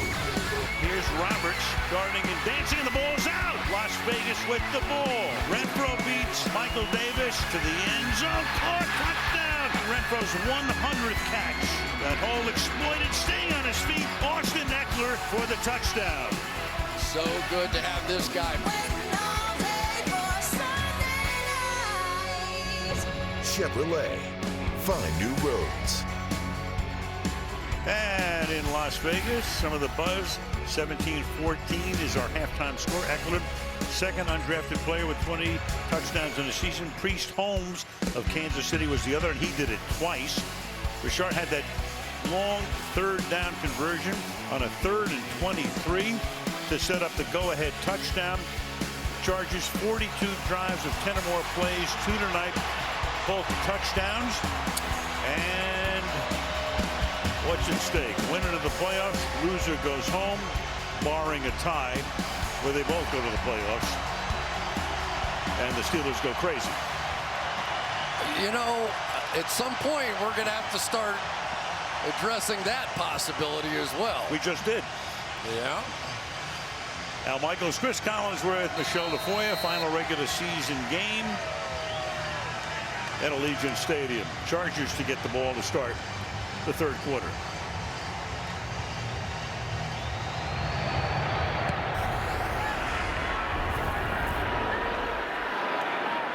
Roberts from the 6. Weaving, backing up, gets to the 29, and we go to Michelle. Well, Brandon Staley, Al, came out of the locker room and immediately went to the officials and complained about that pass interference call against Chris Harris Jr. He adamantly disagreed with it, told me the same, but he told me the Chargers weathered the early storm. They settled down on offense, and now he wants them to play physical at the line of scrimmage and take care of the ball. Rich Bisaccia said the Raiders would make some adjustments to deal with Austin Eckler, but his overall message to his team, we will compete to the bitter end. As they have all season long, Michelle from the 29-yard line. Start with a pass here and a 7-yard gain. Guyton. We're talking about that pass interference call is interesting, and I agree with you. I think that was not a catchable ball, but the ball's on its way up as the penalty is called. So it lands in the field of play, which is significant on this, but you're going to see the ball land way over here on the R, and the foul way over in the middle of the field. Now, is it possible that Jones could have gotten all the way back over there? I guess it was possible, but not from my angle. I never thought he had a chance at it. Wide open is Jared Cook, and the big tight end rumbles down to the 20-yard line. So the Chargers come out hot in the second half. Gain of 42 here. Nice looking play design here. They're going to clear on the outside, then do an out and up with Jared Cook. And all that does is it drives the defender deeper. Faison was a good 20 yards back, and the underneath defender kind of let him go because he thought he was going up the field. I'll tell you, this Justin Herbert impresses. He just impresses me every time I watch him play. 2 quick plays to take him down to the 22-yard line. Hands it off. Eckler. Taken down to the 25-yard line by Faison. Loss of 3. And we all talk about the great arm strength, but to me, this is what has impressed me the most. His ability to adapt and to get to that second and to get to that third read. And for a guy his size to have that kind of quick release and get the ball out of his hand. We talk about him. He was a valedictorian. He's a smart guy. And, man, he is learning the National Football League in a hurry. And Ngakwe is coming out. So Blakeman sent him over to the bench, and he sent him over because somebody upstairs may have said, get Ngakwe out of there, at least for a play. And he's saying, no, I'm fine. Trey McKitty over there blocking on him. Well, they sent him out for at least one play. Quinn Furl comes in his spot, 2nd and 13, and buried by Quentin Jefferson. Herbert keeping his eyes downfield, and Farrell was there as well. 3rd and 23 now. That's the side they're going to have to attack. They knew it coming in, and there it is. It finally pays off going against Michael Schofield. Remember that this is a team that had the right side of their offensive line taken out by injuries early in the year. Boucher and Brian Balaga both. That will be the focal point of the rush, that offensive right side. Ngakwe is back in the game, 3rd and 23. Little dump off here to Eckler, and Eckler will take it to the 33-yard line to set up a possible 50-yard field goal attempt. Tackle made there by Max Crosby, 4th and 21. Well, as we head towards a possibility of 17-17. Mike Tomlin is saying, get out of here. 51-yard attempt. Again, Chargers have had all kinds of kicking woes through the years, but Hopkins has cleaned it up since his pickup from Washington halfway through the season. And this kick is no good. Wide left by 6 feet, and Vegas retains the lead. All right, the schedule has been announced for the wild card games. Some things are still in play, obviously, depending on the outcome of this game. But Saturday, you've got New England or Vegas at the Bengals.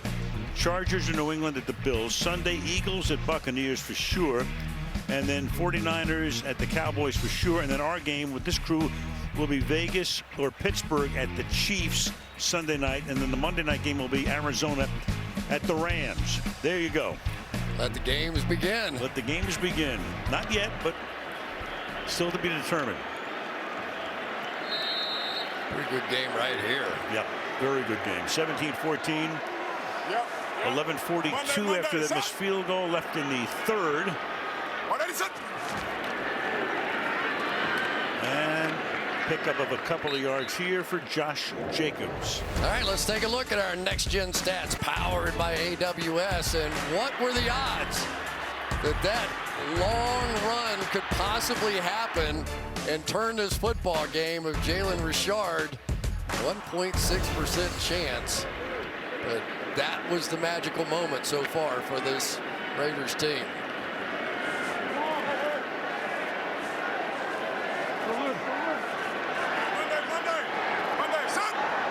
Second and 8 from the 43. Four-man rush. Carr gets bumped and then flips that one away.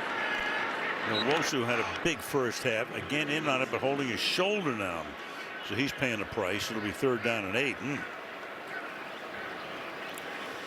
He's been terrific tonight. Yeah, and Jerry Tillery inside is going to go to work on Alex Leatherwood, and for Leatherwood, that's one of the problems that he's had. You see him open the gate, as they call it, turn his shoulders sideways, and once you get one of those big defensive linemen like that, there's almost no way to keep him off the quarterback. 3rd down and 8. Carr firing to the sideline and incomplete. Could not connect with Zay Jones. Derwin James with the coverage, and 4th down and 8 after a 3 and out. It was a big miss. They've had a few opportunities. You think early in the game, the deep ball that they missed to Zay Jones as well Could have kept that drive alive. You know, you get about 12 possessions per game and don't want to give away any. A.J. Cole, his third punt of the night.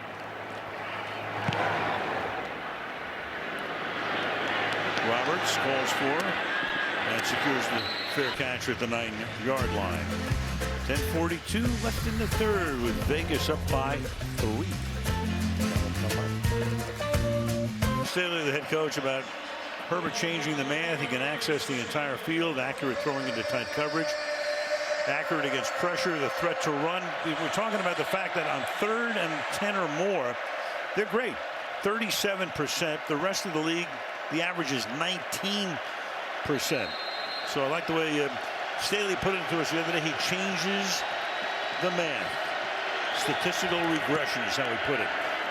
From the 9-yard line, they start here with an Eckler run out to the 15 for a gain of 6. You know, one of the things we talked about early on here was the fact that Herbert was going to have to be really patient in this game, and that's exactly what's happening. So far, only 4 of his 20 passes beyond 10 yards. So the Raiders have been doing a nice job out there, just sort of keeping things underneath them and not giving up those big plays. Yeah, they've held Keenan Allen pretty much in check, and Mike Williams hasn't been that big of a factor yet. So sooner or later, they hope that that's the case. Meanwhile, you've got the ex-Charger Denzel Perryman, who was picked up by Carolina, then sent to Las Vegas before the season began. And K.J. Wright, the longtime former Seattle Seahawk, comes in that place. But that is significant. Perriman is the juice in that huddle, and if he can't come back, that would be huge. 2nd down and 4. Swing it to the outside, caught here short of the first down. Jalen Guyton sets up a 3rd and 1 for the Chargers. One of the really good players in the league has been for a long time, Casey Hayward, coming up, and this is what we've been seeing so far out of the Chargers. They want just catches and runs afterwards, so it really comes down to open field tackling, and that time Hayward able to make the play, and Perriman's still in a lot of pain over there on that sideline. From the 18 on 3rd and 1. Eckler, can he get to the marker? He cannot. And the Raiders are able to hold him. Darius Philon has had a couple of really good games against the Chargers in their 2 meetings this season. Right there for the stop. 4th and 1. Darius Philon, when they needed him most, watch him just fight his way through all these blockers as they tried to come with that counter, a slow moving play, and they are going for this. Well, they say they are anyway. I mean, this would be the gamble of gambles from your own 18-yard line in a 3-point game, or they're just trying to draw him offside. No, they are going for it. And he gets stuffed. Eckler can't even get back to the line of scrimmage.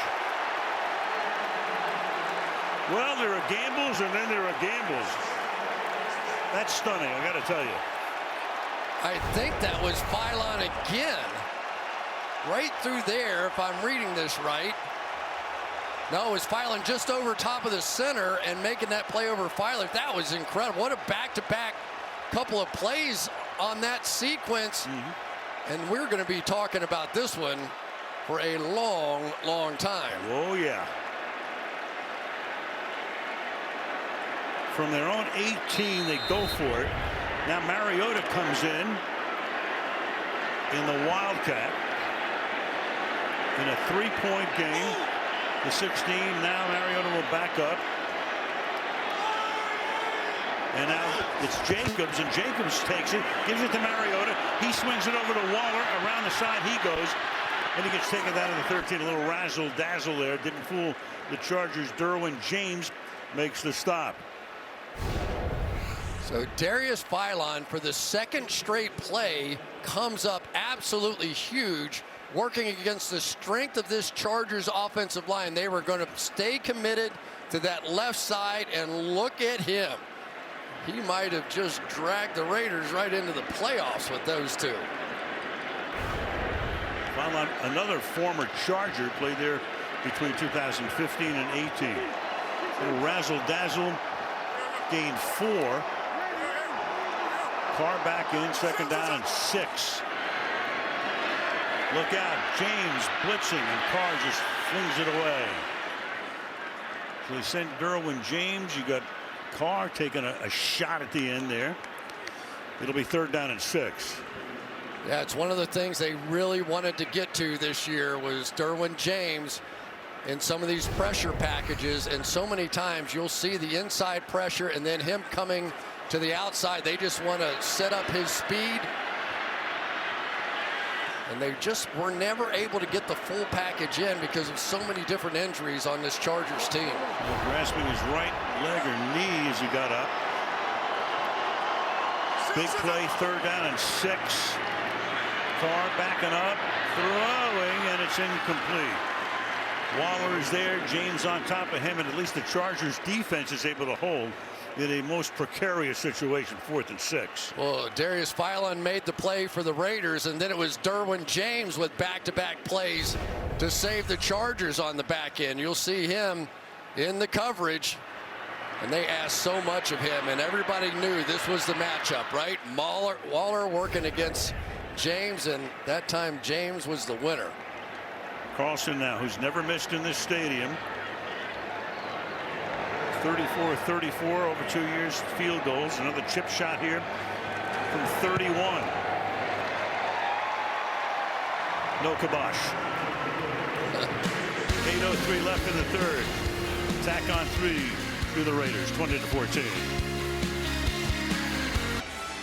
On this Sunday night, there's Scott Edwards, field judge, 23rd year as an NFL official, and calling it quits after tonight.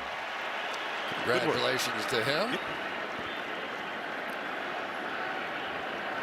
Now one of these teams may be calling it quits after tonight. We'll find out who.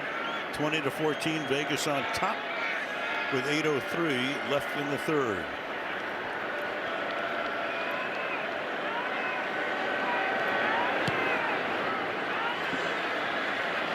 And Roberts lets it sail through the end zone.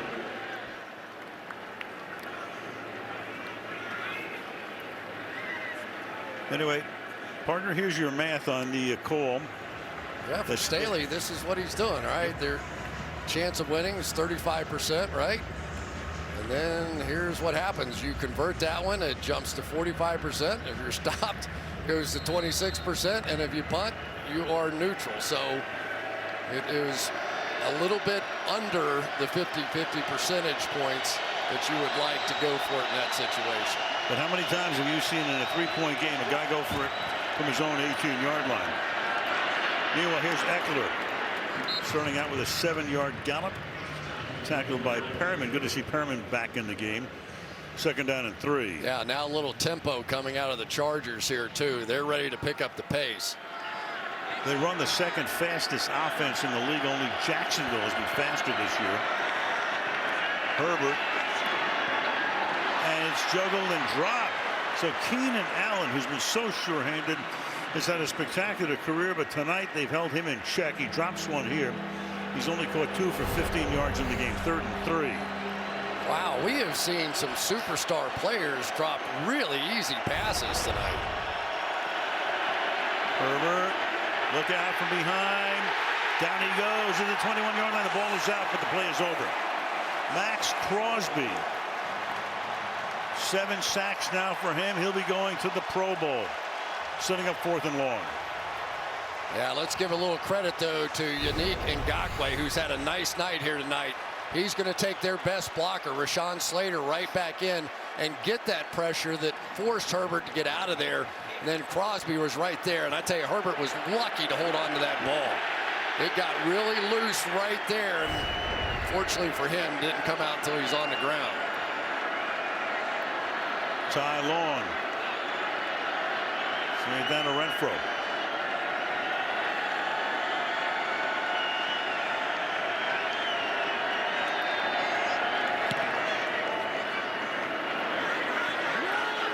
Hunter backs up, collects at the 20,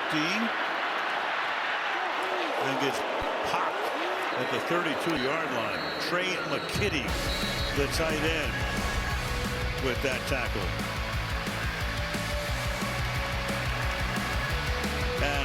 everything because there's a flag down at the end of the play. A little scrum developed after that play when McKitty tackled Renfro.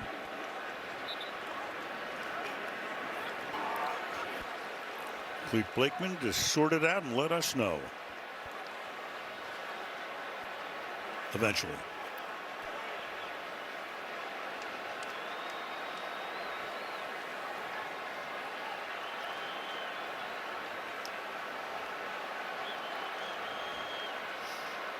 After the play, personal foul, unnecessary roughness, defense.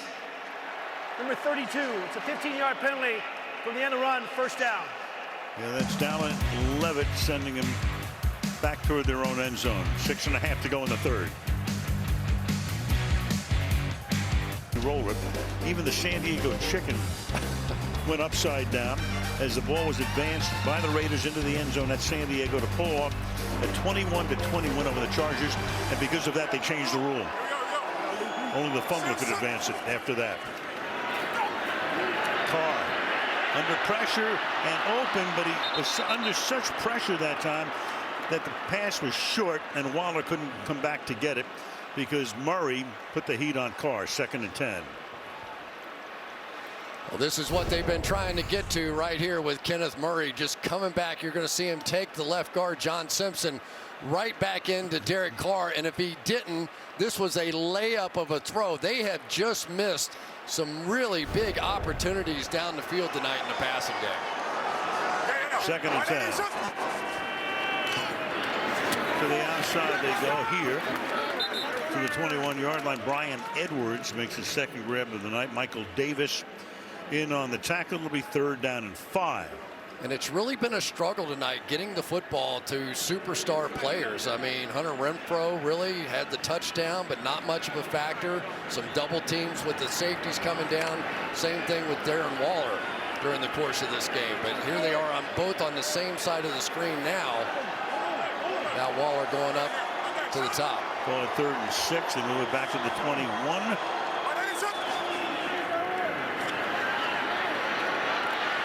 Carr has time, but the secondary is doing its work, and then he throws, and it's caught on the run, and that's Edwards again. Into Charger territory. So Carr out of the pocket, buying time, keeps looking downfield, finds his man 30 yards. What a play by Derek Carr. Here comes the double team down here on Renfro. And so despite the fact that's where Carr wanted to go, not there, didn't like it, scramble out.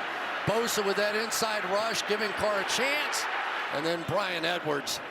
The double team has been just like that all night long, and so really it is up to Carr now to basically go, okay, we see that, let's go over here. No. Edwards now their leading receiver tonight, 3 grabs for 46 yards. To the ground again, Jacobs. And tough to wrestle him down, but they finally stopped him after a gain of about 7. Nwosu is there for the stop. Yeah, here's the 2 you must stop if you're playing against the Raiders, and you see the safety sitting right inside, coverage on the outside. They have just had a constant presence on those 2 guys, and of course Waller now playing. He hasn't been in there very much over the past 5 weeks, hasn't been there at all, and so you just wonder how his conditioning is at this point. But they have taken away the 2 stars in the passing game, and now it's up to those others. Nice big play that time by Brian Edwards. 2nd down 3. Jacobs, can he get outside? He can, and picks up the 1st down. Cuts it back in. White makes the stop. Move the sticks.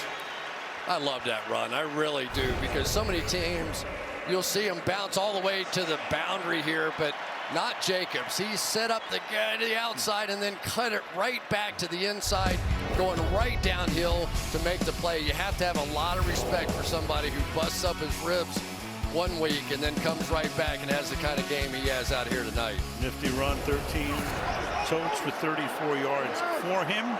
3.5 to go in the third. 1st down at the 37. Carr, look out, avoids the sack. Eyes downfield still, and then finally flings that one away, and a flag is down. Flag is down back at the 19-yard line, so it's in the secondary. prior to the pass, holding, defense, number 43. 5-yard penalty, automatic first down. That's on Michael Davis. When you're going against Darren Waller, sometimes you need everything in the toolbox there to try and get him, and you can see the hold on that one. Just his presence in the game, even though not a ton of catches in this one, his presence has definitely been a factor in other people being available to Derek Carr. Chargers 90 yards in penalties, and that 41-yarder before the half was very costly. First down here. Jacobs again a nice run, and then gets gang tackled as he reaches the 30-yard line.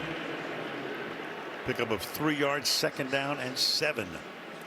Yeah, the Raiders have done okay tonight running the football, but with the kind of defense that the Chargers play, you're hoping for a little more. And the other thing it does is it takes some real pressure off of your offensive line if you can just stay with it a bit.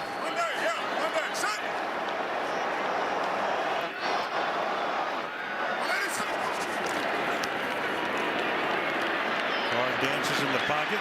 That's caught. That's going to set up a 3rd down and 1. Forster Morrow making the grab there. He had a 44-yarder and then fumbled at the 1-yard line out of bounds earlier. Gain right here of 5. And Mariota is coming back in on the 3rd down and 1.5 yards or so. I'll tell you, for Foster Moreau, a couple of his biggest plays of the night are coming when he chips and goes out late. Carr stays in the game, but almost always a decoy, flank wide left. Richard is a running back. 3rd and 1.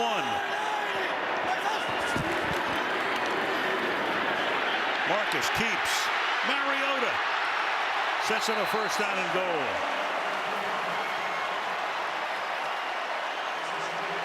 So Marcus Mariota, one-time #1 pick in the draft, winds up here in a Wildcat spot, first down. There you go. You're just reading the end man on the line of scrimmage, but you've got a lead blocker coming around in front of you as well. So nice job, nice setup by Derek Carrier there to get that outside presence. Look at Derek Carr, all for that 2-quarterback system. 2 guys from the University of Oregon.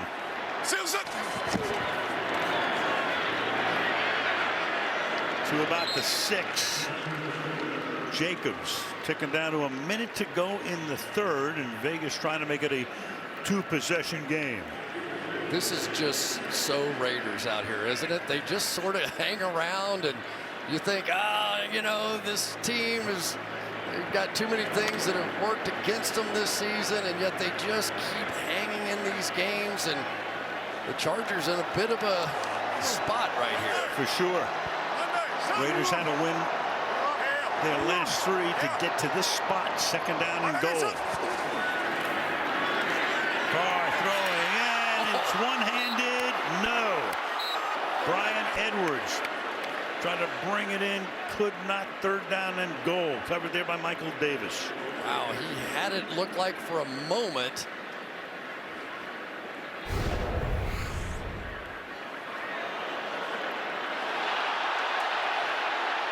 Then you always want to know. Well, but no, clearly not enough to make that a catch.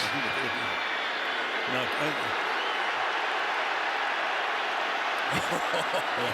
When he hits the ground, definitely incomplete. Even the crowd is thrilled over that replay. Yes, it did. Close. Las Vegas takes its first timeout. This will be a 30-second timeout. Well, they take a timeout with 34 seconds. It's going to be a 3rd down and goal. And Bisaccia, he's thinking about challenging. So Rich may want them to take another look, and I think Lakeman talked him out of it.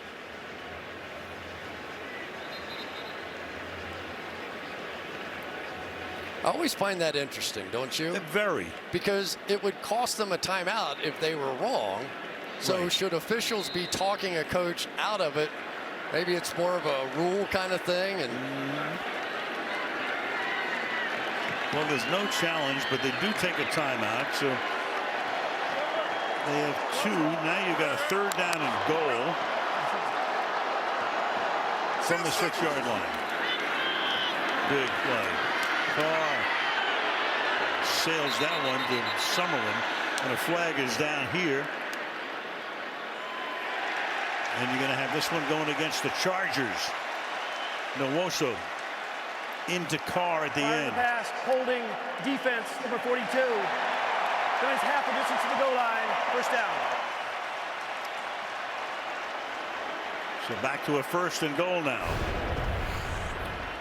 So this is what we've been seeing all night long. The block and release, but they flip it on him. Nwosu that time said, no, I'm not going to let you get out because you've been hurting us with some of those plays.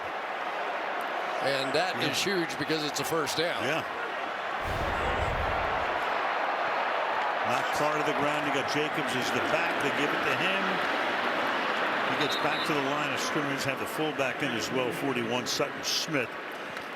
And that may take us into the final frame as Bisaccia looks at the clock. And they will let it tick down, change ends of the field. And it will be 2nd down and goal when the 4th quarter commences in Las Vegas. 20-14 Raiders, enter 3 Sunday Night Football. Back after these messages.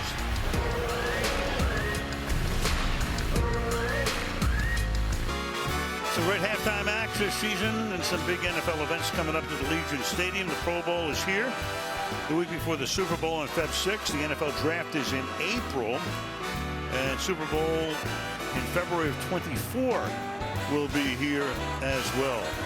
They were supposed to have the draft here, and then the pandemic hit. 2020, they were telling me they would have 400,000 people in town had they held it. We'll see what happens this April. Meanwhile, 2nd down and goal from the 2.5-yard line. Mariota takes the snap, keeps it, and tackle. What a play! What a play! Oh, Gilman comes in and stops it and saves the touchdown, setting up 3rd and goal. I tell you, sometimes defensive players just make plays that take your breath away. This looked like it was going to be a touchdown all the way. Mariota just so elusive in the open field and one-on-one to the ground. Huge play in the game. Can they keep him out again on a 3rd down and goal? And the Raiders get in to extend the advantage, and it is caught. Renfro for the touchdown.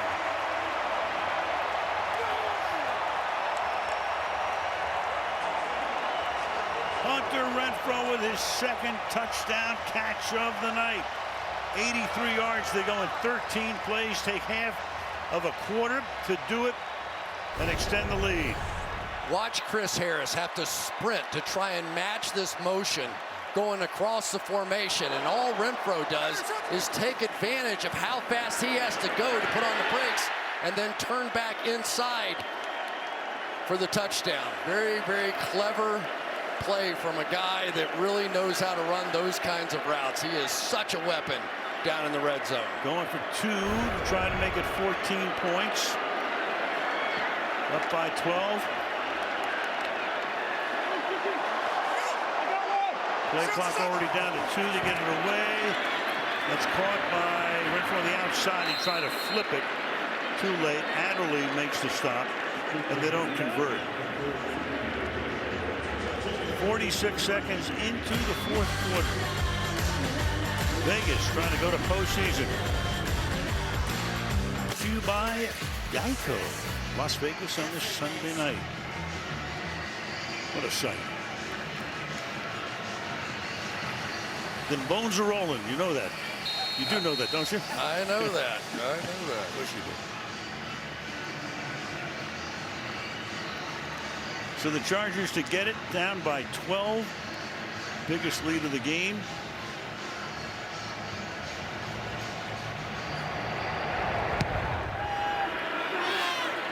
...16 unanswered points for the Raiders. We go to Michelle. Well, the Steelers are watching this game tonight with great interest. Chase Claypool posting, "Thank you, Jags, for beating Indy, keeping us alive." There's Trey Turner tuned in with his popcorn. And the Steelers, we want to see a good game tonight, Chargers and Raiders, and we're all in for a win, because if this game ends in a tie, Pittsburgh is no longer alive for the playoffs. They want to see one of these teams win, Al. Yeah, I think, Michelle, they were pretty happy they missed that two-point conversion. He's 28-14. You have a better chance to wind up in a tie than 26-14. But we'll see. Anything can happen to the 30-yard line. Keenan Allen makes the catch, and he's been pretty silent tonight. Only his third catch for 21 yards. Yeah, and because the Raiders jumped out to a bit of a lead, they've been able to play fairly soft in the secondary. And really, Herbert has really been forced to check the ball down almost all night.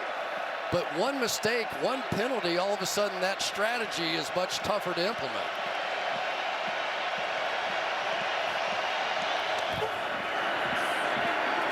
Fake throw, keep it on the ground. That goes nowhere. Excellent tackle there by Max Crosby.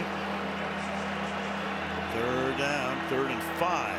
Relentless, that's all you need to know. Max Crosby, relentless, and he's come a long way from his days in rehab, and he'll openly talk about it, trying to make a difference for other people in their lives, and going to the Pro Bowl this year, and you could just see the emotion on his face when that happened. 3rd and 5, crowd in full throat right now. Herbert escaping, throwing downfield, and it's going to be picked off. Casey Hayward with the interception. Quentin Jefferson put the pressure on, and Hayward, another of the ex-Chargers, with the pick here. How about this defensive line of the Raiders? This time, Quentin Jefferson with an inside move against Matt Filer, and is going to force Justin Herbert off the spot into a very bad decision down the field. And Casey Hayward, who was on the injury report, not sure he was going to make it, comes up with a huge play. And I tell you, this Raiders team, they're something else now. They are something else. Yeah, we have to start talking about Rich Bisaccia as well. Meanwhile, you got Crosby there. That's only their 6th interception of the season, and only the 2nd one here. And that's a 10-yard gain in the first down for Josh Jacobs. I mean, they were on the minus side of the plus-minus in terms of turnovers, and somehow they were able to win their last 3 games despite not having a takeaway. Their last 4 games, of which they won 3, they had a minus 12 turnover ratio. They didn't get any takeaways, and they gave it away 12 times, and they still won 3 of those games. There's a man who took a few away in his career, the Hall of Famer Charles Woodson. Hayward dancing around on the bench.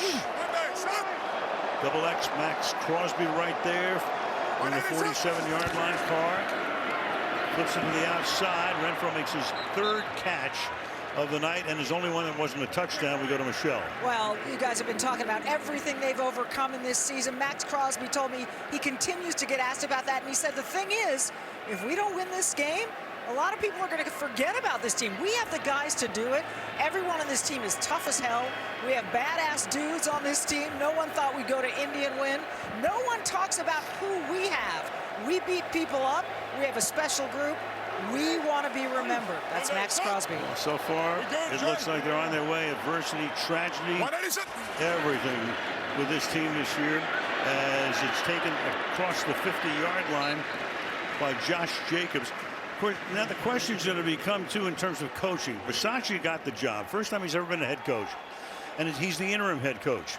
And, of course, there's all kinds of speculation out there. You know, name somebody. Jim Harbaugh's name, of course, is now in the mix. But what do you do with Rich Bisaccia if he gets into the playoffs and he goes deep into the playoffs? I think there's a revolution if you try and change it out. He is beloved within those walls. He spends a lot of time with those players in private meetings and discussions. And you can say whatever you want about coaching, but he pieced this thing back together. 3rd down and 4. Carr flips it out to Richard. Stays inbounds, makes a great move on Murray. And that moves the sticks and takes some more time off the clock. Well, Jalen Richard's had a nice night tonight. He had that long run on 3rd and 23, and all of a sudden here he is converting another 3rd down. These plays are so significant. Well, you just don't talk about them enough, and you're not remembered, but holding on to the ball, holding on to it for another series, letting the clock run, all this stuff is such a huge part of winning in the National Football League. So I can play a little clock ball here, take that play clock all the way down. 10 minutes exactly left in regulation. Here it comes. 187. Jacobs slips the tackle in the backfield. Got away from Drew Tranquil to pick up 5. 2nd down and 5. Boy, I tell you, this Chargers defense is getting really flat across this back line. You may see some play action and go here at some point.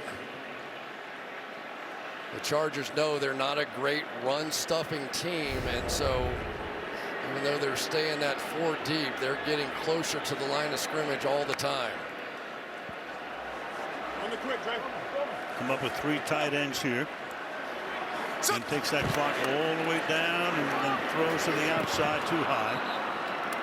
Waller, the intended receiver, will be 3rd down and 5 with 9:13 left in the 4th. Now, they haven't quite had the magic tonight with Darren Waller that we've seen earlier in the season. And for these Chargers, they begin to understand that they've got to make some plays at this point. And I think they are surprised. I think they really believe they had the better team coming in here tonight.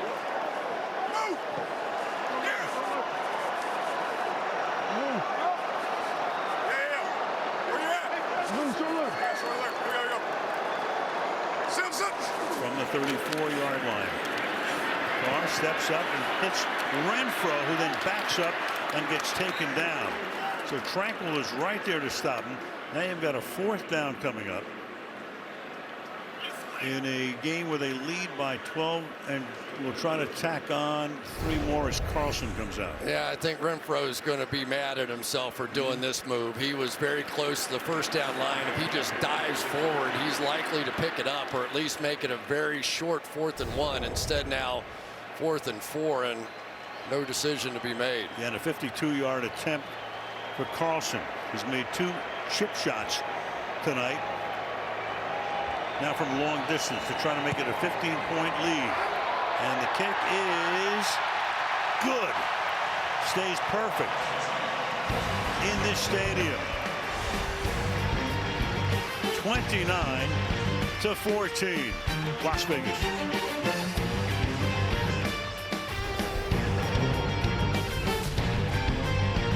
Season starting next Saturday. It's the Raiders of the Patriots at Cincinnati. That's on NBC. And then Sunday we'll be in Kansas City for the night game. Raiders or Steelers against the Chiefs, who are the #2 seed in the AFC. Super Wild Card Weekend coming up beginning next Saturday at Allegiant Stadium. If the Raiders are to go, they're going to have to be at the bottom of the barrel here in terms of the seeding. Play 2 road games. You got a possible 3rd game at home, depending on how things wind up. But first things first, they're just trying to get to the playoffs for the first time since 2016. Chargers in the 4th quarter. A little power surge here. Some dramatic wins. 166 points they have scored in the final quarter, 2nd most in the NFL this season. But the power outage is on the other side. 173 points allowed. Had the note about most points in the 4th quarter in history for any team, any season, and that pass is caught on the outside by Mike Williams. They've kept him in check tonight. Brandon Faison makes the tackle. Short game. You know, there's been so much discussion about Gus Bradley and his cover 3 defense on the back end and the old Seattle cover 3 and all that sort of entails. And yet tonight, when they jumped out to that lead, it is really sort of handcuffed in some ways this Chargers offense. They just have gone completely to the short, quick throws and really have not come up with those big plays in the passing game. They need one, too. Herbert stepping away, under pressure. There's another short throw, but that one at least picks up a first down as Mike Williams makes the grab. Crosby that time forced the issue as we reach the halfway mark of the fourth quarter. Yeah, and the other part of the story is the fact that the defensive line of the Raiders have played some dominant football down inside and really won that battle. Herbert. Throw here, and that is along the sideline. Mike Williams making that catch. Working in a hurry, first down at the 43. That looked like Aaron Rodgers and Devontae Adams. I mean, he was completely blanketed, and that coverage, that throw was just that good.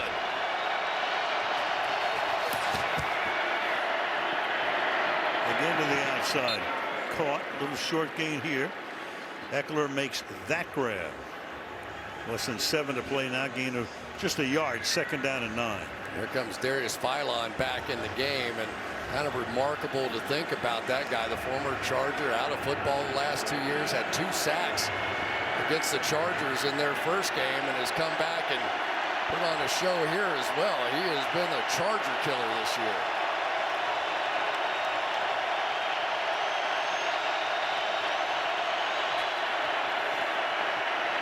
Herbert. That'll be caught, and that's the rookie Joshua Palmer setting up a third down and 3. KJ Wright makes the tackle.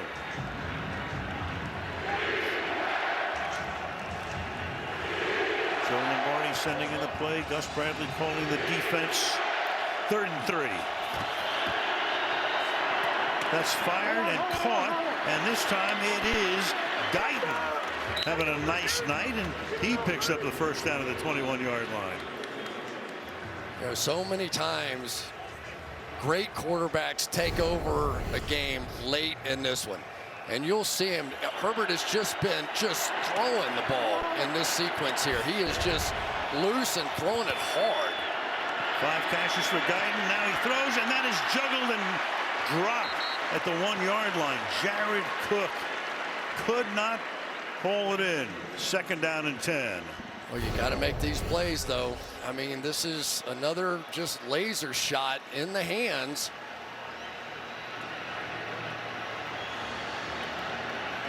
Teamer gets in there to help bust it up. Second and 10. I would not be afraid of coming back to those seam routes, though. Against this defense, there are some openings in there. Trying to find one. To the outside he goes here. Eckler makes the grab. Taken out of bounds at the 18-yard line. So third down and 6. Yeah, I'm going to say it one more time. We really have not seen Herbert take off and run. If there were ever a time against this 4-man rush, how many times do we see Aaron Rodgers step up in gaps in a 4-man rush and take advantage? And he did it in that Sunday night game against Pittsburgh. Rushing for over 90 yards. 3rd and 6.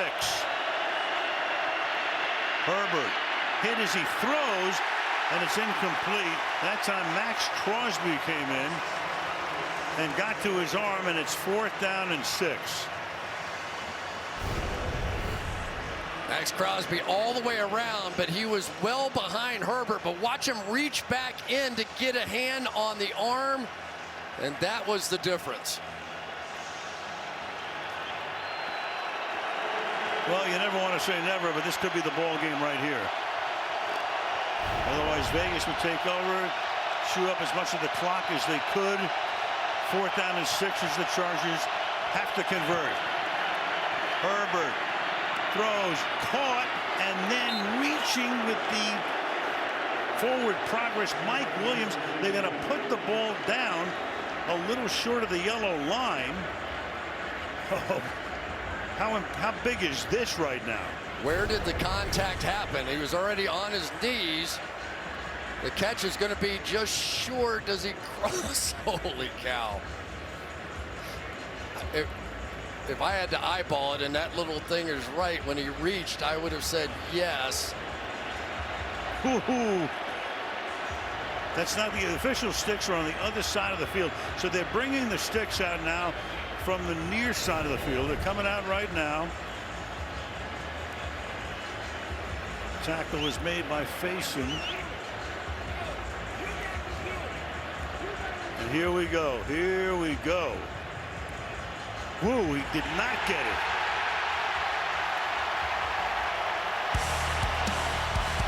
And of course, that's going to be challenged, so they will take a look at that as they take the sticks back. Los Angeles is challenging the ruling in the play. The runner was down by contact with the ball short of the goal line. This game's had everything but Gene Sterator's index card. Find out in a minute. Looking at it, we're going to show you again. He's checking it out. Remember, the sticks were on the other side of the field, and they're looking at this to see the 12-yard line. If he gets to the 12, should be a first down. It's possible they'll bring the sticks back out to remeasure. We'll find out in a second. Well, they left the sticks out there, but then they've taken them back to the sideline. I still think he got the 12. Here comes the call. After review, when the receiver was touched down by contact, the ball was at the 12-yard line, which is enough for the first down. At that point, please put 4 minutes and 57 seconds on the game clock. 4:57. Well, I don't have to tell you, gigantic, because the Raiders would have had the ball, could have chewed up some clock. Instead, Chargers with a 1st and 10 at the 12.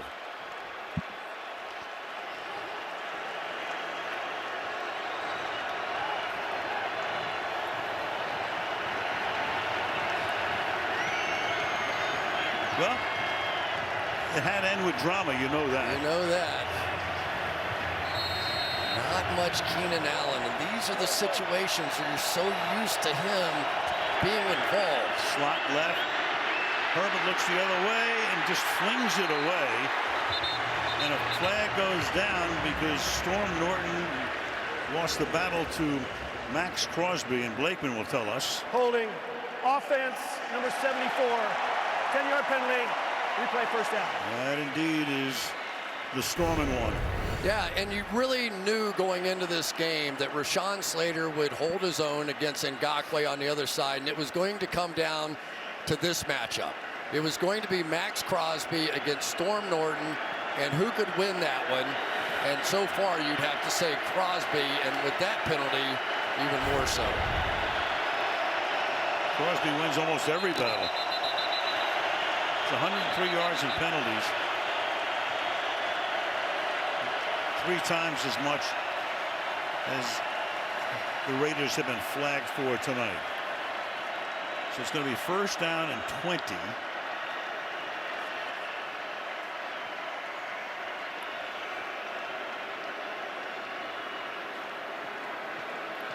Little chit chat going on here as Blakeman comes over to Bisaccia.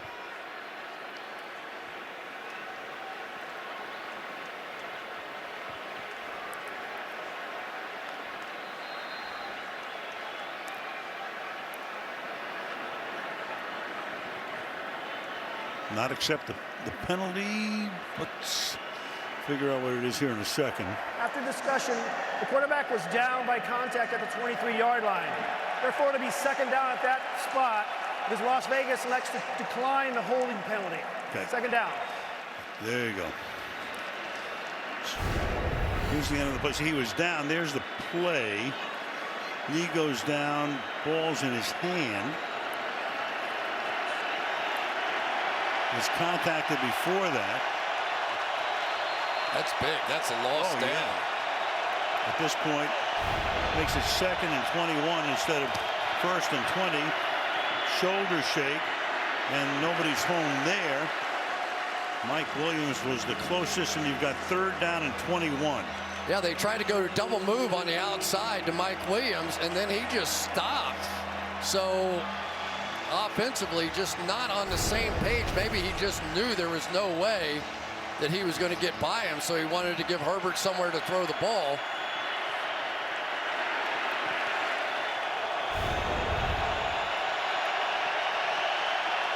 3rd and 21.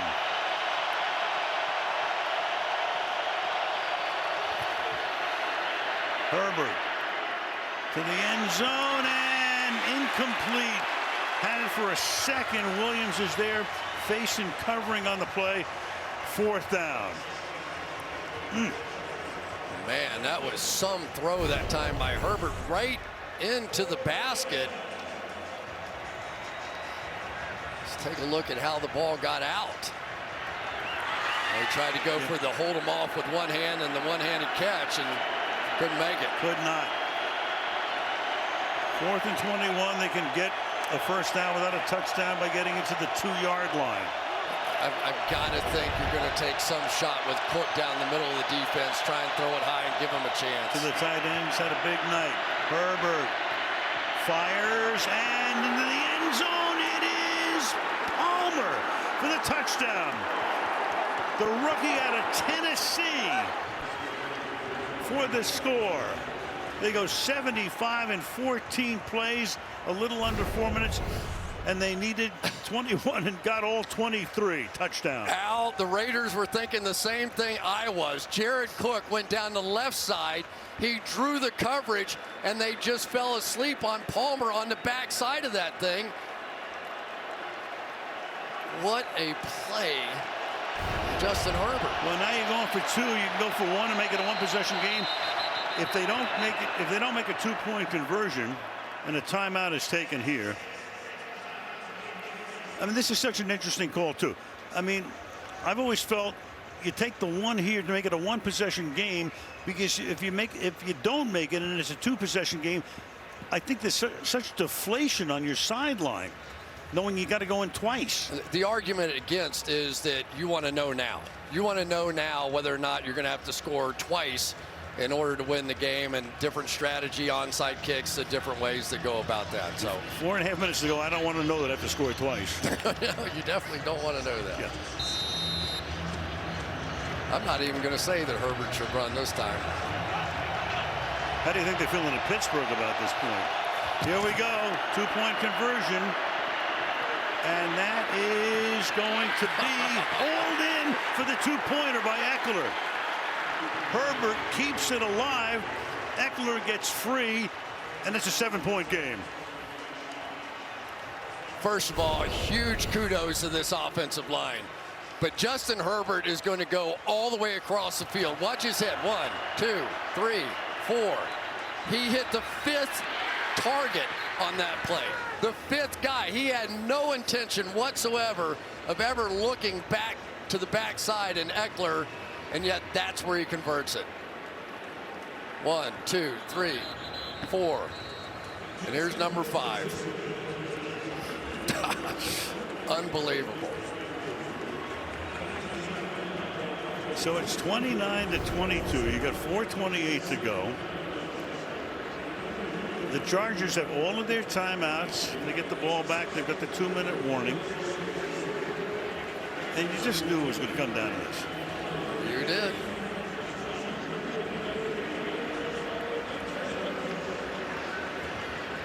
Well, and you got the hands team out there right now too, so you can kick this thing to a lot of areas and maybe get a ball bouncing around.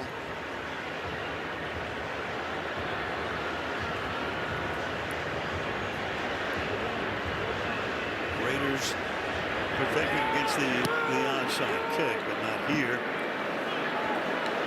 And that bounds through the end zone.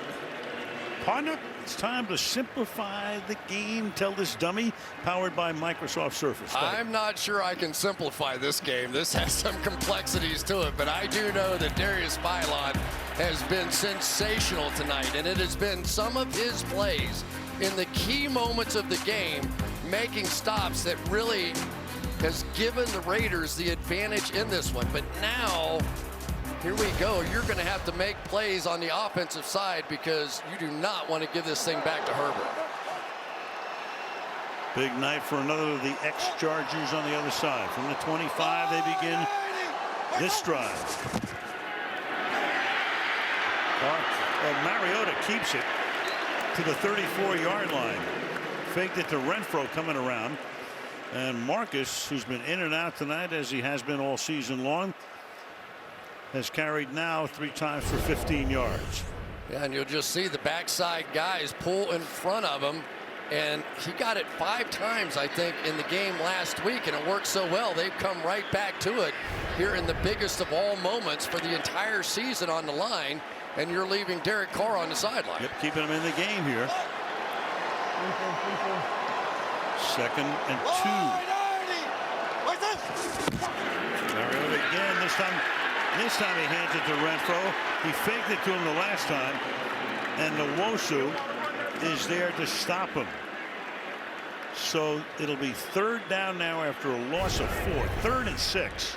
Okay, I get it. You know, you're going to do the change up off of the first play and give it to Renfro, but you know, Nwosu also saw that one last time, and he was sitting there waiting to blow it up. He's had a great night tonight. Carr back in. A little over 3 to play. Richard is the running back. Carr pressured. Ball is out. The ball is out. Joey Bosa knocked it out. And it's still going to wind up as the Raider ball. So Carr trying to sling it. And fortunately for him, that's going to be the ruling on the field. Wow, what a difference. Parker is there. Whoa, he brought it back. Definitely, Joey Bosa is the one that got it out working against Parker, but how did the ball get out of the hands of the Chargers here? That was, for me, the bigger question. They looked like they had the easiest shot to recover it. Right. Look at that, and somehow it got back out again. Justin Jones was there and could not secure it, which means Cole with a punt to the 26-yard line. Flag is down. Roberts goes out of bounds. So that fumble was recovered by Brandon Parker. Flag down on the run back with a little more than 2 to play. Man. And we're hearing a massive gulp come out of Pittsburgh right now.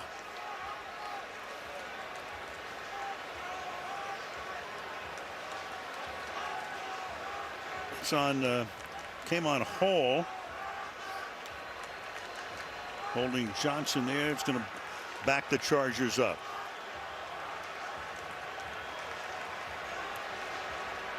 For the Chargers, in effect, this worked out nicely that the clock stopped at 2:06.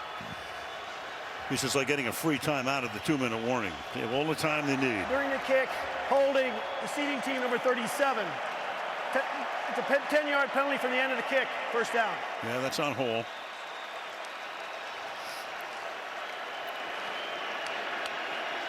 So the Chargers from their own 27-yard line. Plenty of time. Plenty of time. All their timeouts. They can do anything they want. But they have to get Max Crosby blocked.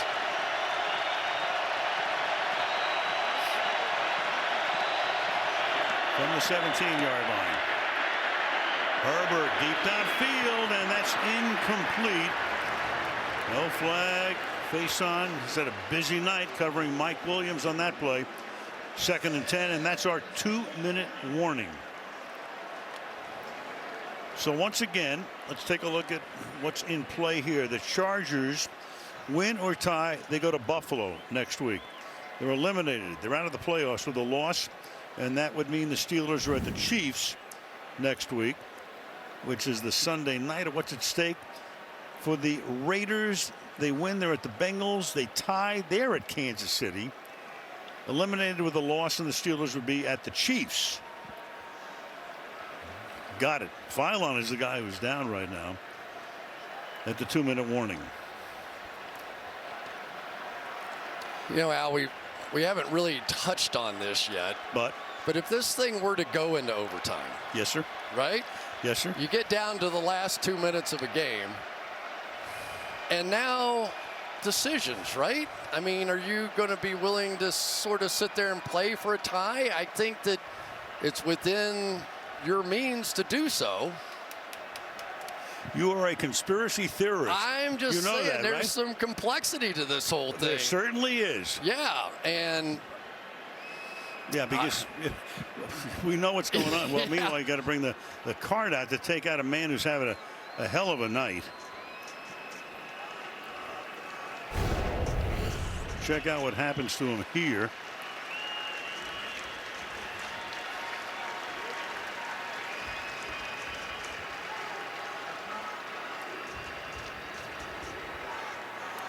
Whatever it is, he goes right to the turf. He's going to get a big ovation going out as he gets taken off the field. Boy, what a night he's had. Whatever it is, if they come out of here with a win, he's going to have a huge piece of that one. He was great tonight. Just tremendous. Great. Fifth-year guy out of Arkansas, signed him as a free agent. He played with the Chargers from 15 through 18. So Bisaccia and company with the Chargers on a 2nd down and 10. Herbert throws. He's under heat again. And that's Quentin Jefferson, who's also had a big night. And Herbert goes down and is slow to get back up.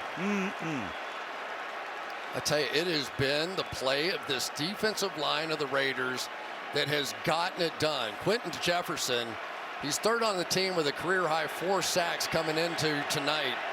And he has been just fantastic. And now they've got their first-string pass rushers back in.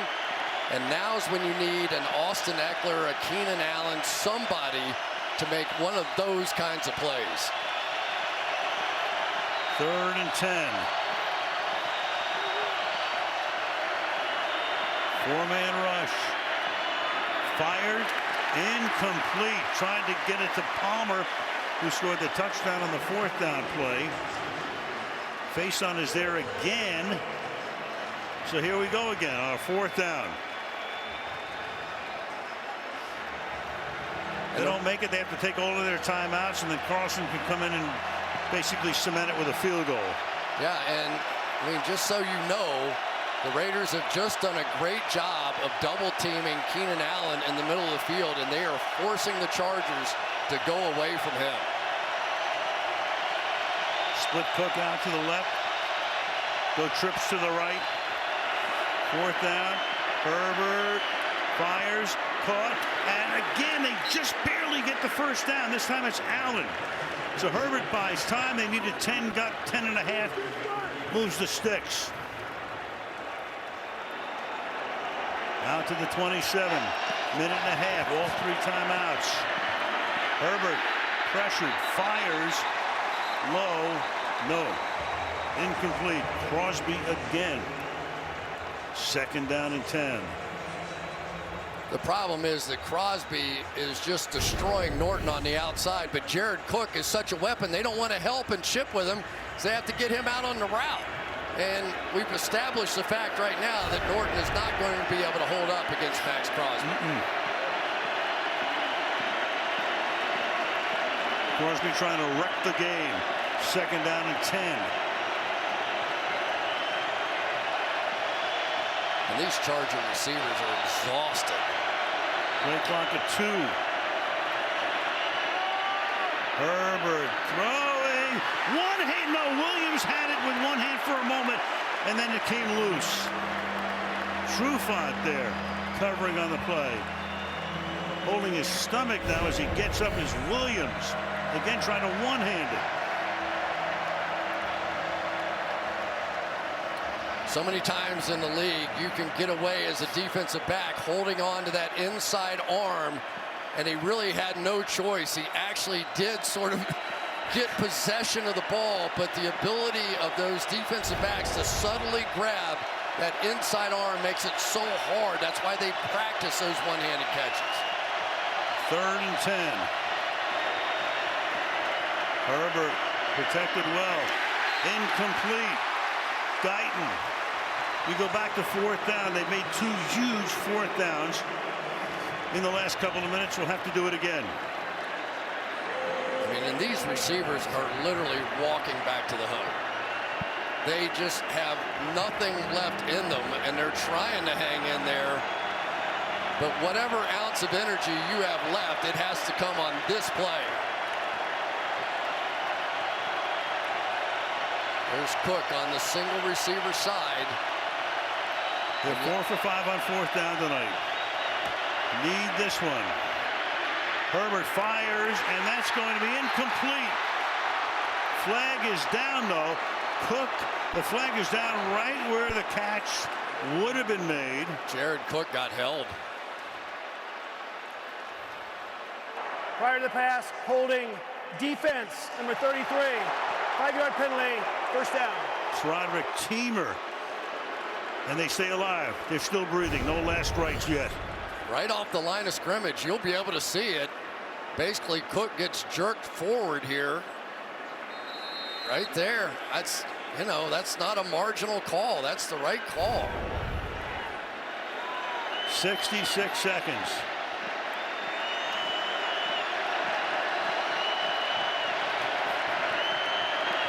Herbert, hit as he throws, picks it up, and that's going to be Max Crosby again. What else is new?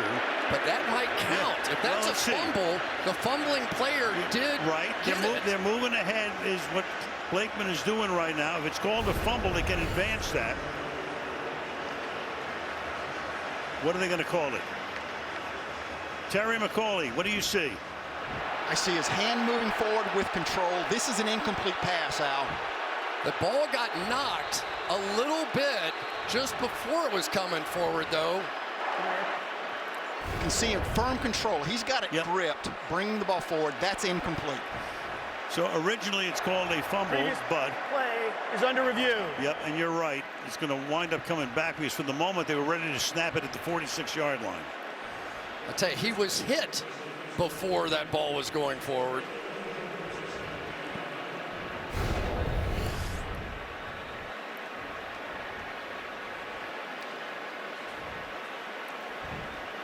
Yeah. Yeah, there's never a loss of control, and he brings it forward, incomplete pass. Yep. Without a doubt. Some play by Herbert to go out there and pick that thing up, though, being that present. It's going to be 2nd down and 10 when they do bring it back. I'll tell you, the thing this does do, though, is it gives these receivers for the Chargers a blow, which they needed. Meanwhile, that defensive line of the Raiders, they haven't needed a blow. Well, they're still coming. Yeah, there's a difference, though, because you rotate in those defensive linemen, but that's it for the receivers. They're going down every single play. Yeah, not Crosby, though. No. He's been out there every play. It doesn't matter to him. He's he's running on different batteries. I forgot what the exact After review, going on the field is an incomplete pass. It'll bring up 2nd down at that spot. He's put 104 on the game clock. 104. Forgot what the weight was at birth. It was over 10 pounds. His mom said he was so big, we gave him the extra X. There it is.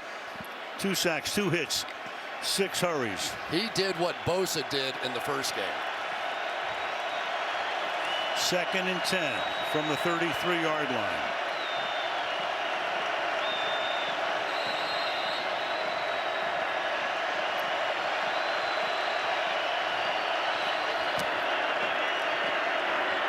To the outside, and that is not caught. That is Joshua Palmer. You got Faison is right there. He's been covering everybody tonight. 3rd and 10. Faison's had an interesting night, hasn't he? Very. He's caught on the double move and the big pass interference call, but here late in the game, he has been making some plays for them. Yeah, put him on the bench for a while after that penalty earlier on. I tell you, I would not let Crosby have another free rush at Storm Norton. I got to chip him a little bit here. He's pointing. Send an extra attacker, and that's going to be caught near midfield. 48-yard line, Keenan Allen. And the Chargers, with 51 seconds, will use their first timeout. So they were anticipating the chip that time on Crosby, so they sent him out and rushed the blitzer inside and had the coverage in behind on Jared Cook. So Pretty good little cat and mouse game going on between these two coordinators.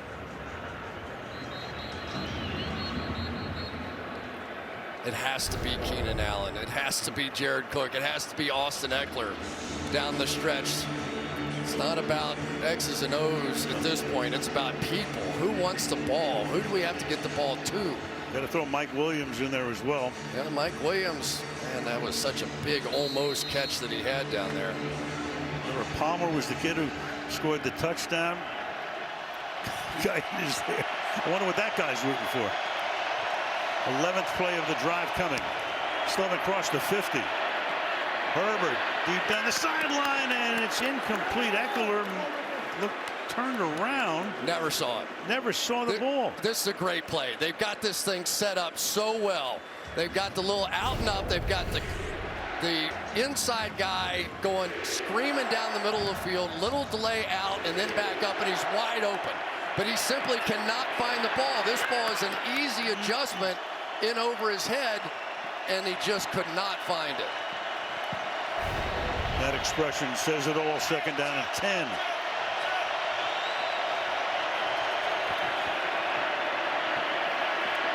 Herbert fires. That's going to be caught right around the first down line. Joshua Palmer is there. And they're going to spot that one at the 43-yard line. And with 40 seconds, the Chargers are going to take another timeout. All right, I know we've set this up before, but in Pittsburgh, if somehow this turns into a tie and goes to overtime, it's possible both these teams go if it ends in a tie. Correct. And Pittsburgh would be out. It is the most extraordinary of circumstances for the end of a season, and yet that's exactly what it is. It's not possible. It's certain. That's Faison who's on the sideline, who's had a big second half. Here comes play number 13. You got Trufant comes in place of Faison. Herbert throwing deep downfield, and that is incomplete. They went right after that spot that Faison vacated with Trufant covering Palmer. Second and 10. Yeah, now they're starting to work some games inside and taking Crosby back inside to give him a chance to do one of those kind of rushes. So again, you're just trying to get your best player in a position to make a move and make a play and end the game. Second and 10.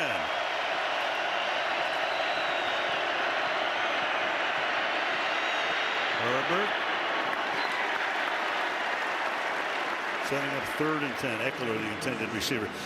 You see Herbert, he's picking grass out of his face mask. What's grass doing inside? Well, if you don't know, they throw it outside and they roll it in for these games. I tell you, Al, these guys are just literally exhausted. Everybody out there is just playing on fumes, and it's the entire season comes down to these last 28 seconds. 15th play of the drive, and they're only at the 43-yard line. Trufant's on Williams.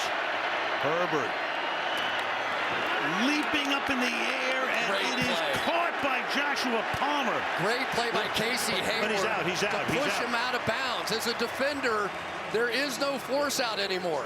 He knew that. So once he had to go up for the ball, all he had to do was carry him out of bounds, and it could not be complete. Exactly what he got done.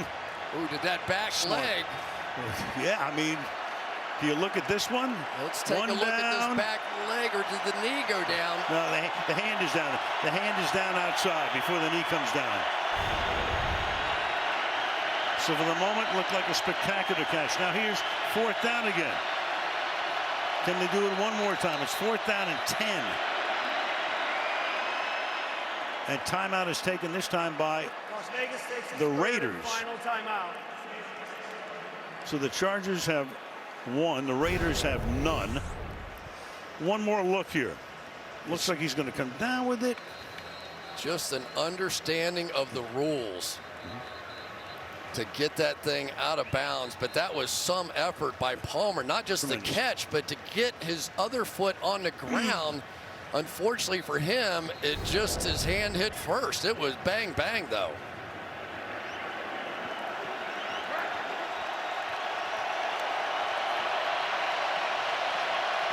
Chargers one more time. 4th and 10. Can they stay alive? Raiders almost jumped offside. Herbert fires, caught inside the 30 goes Mike Williams.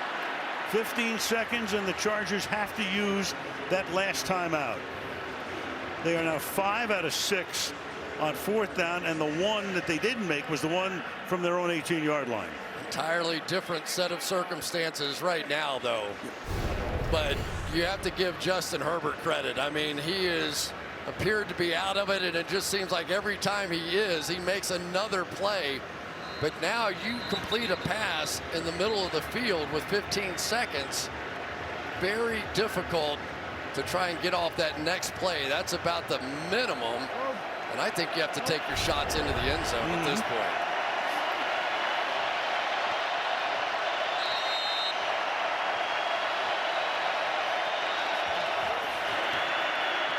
Four-man rush again.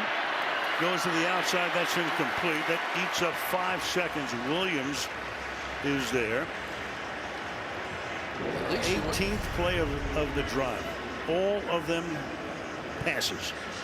Yeah, well, if you are going to do a bit of the Hail Mary, right, you start to go, who's my biggest guy? And that would be Mike Williams. And who's sort of their smallest defender on the back end? And that would be Casey Hayward. And yet they've got 3 deep standing in the end zone right now, and Hayward is up. 6'4" against 5'11", 2 guys, 3 guys at the goal line. Picket fence down there. Herbert fires, and it is at the 12-yard line. Guyton, the officials confer. Did he make the catch? Did he stay in bounds? And we're still discussing it. What hit first? No. Yeah, I think the shoulder may have hit before the legs got down.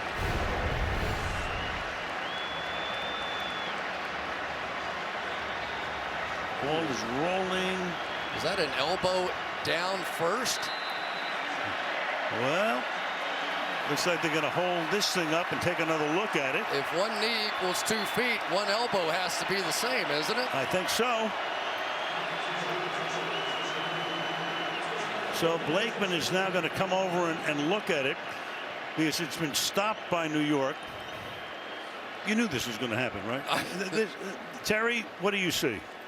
I got a catch, Al. He gets control of the ball, then the nose of the ball touches the ground, but he doesn't lose control. That elbow is inbounds. This is a catch out of bounds. It should be the Chargers' ball right at that spot with the clock stopped. One elbow does equal 2 feet. Is that correct? Absolutely does, okay. Al. All right. Absolutely.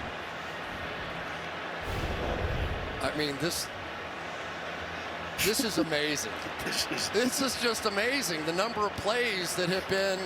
It looked like game over. And look at Rich Bisaccia. He just started taking a drink of water, and it's the way it's been for both these teams all season, but especially for the Raiders. They have been in a ton of these games.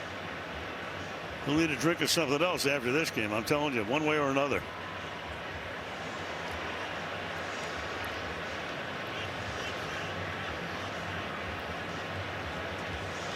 So Brandon Staley, the rookie coach. By the way, if the Raiders get to the playoffs, it'll be the first time in 60 years a team has gone to the playoffs after making a midseason coaching change. Hasn't happened since 1961. Can you imagine if they score this, go for 1, win the toss, the Chargers do, and these 2 same units go right back out on the field? After review, the ruling on the field is a completed catch at the 12-yard line. Be first down at that point. Please put 5 seconds on the game clock. 5 seconds. All right, so 2 seconds. Barring a defensive foul, this will be final play of regulation, one way or another.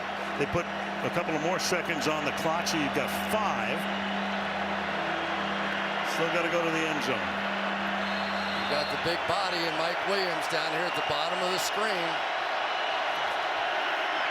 Herbert firing, and it is going to be caught in the end zone by the big body Mike Williams.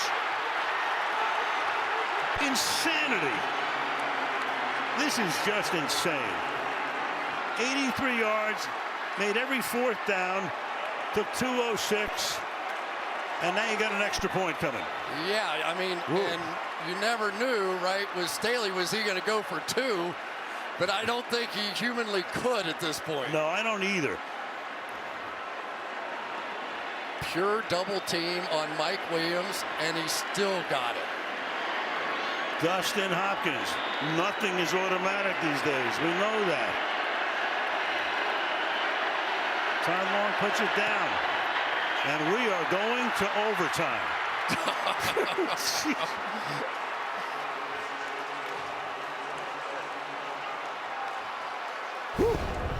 What a throw by Herbert here. You're going to see the double team on the far left-hand side. You had Hayward on the inside, the safety on the outside, and Herbert just threw a bullet about a foot off the ground. They time it perfectly, and nobody in Pittsburgh can believe what's happening.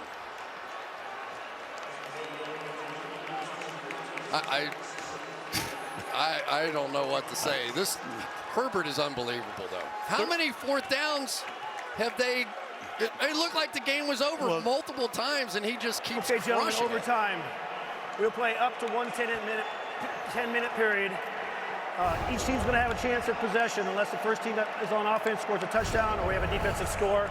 We're both going to get 2 timeouts, and all reviews will be handled upstairs. You good? Good? Okay. Helmet side is heads, the T is tails. Helmet heads, T is tails. Los Angeles, you're the visiting team. It's your choice. Tails. Tails is the call. It is heads. You want the ball? You want the ball. Just like this. Las Vegas wins a toss and elects to receive the ball. All right.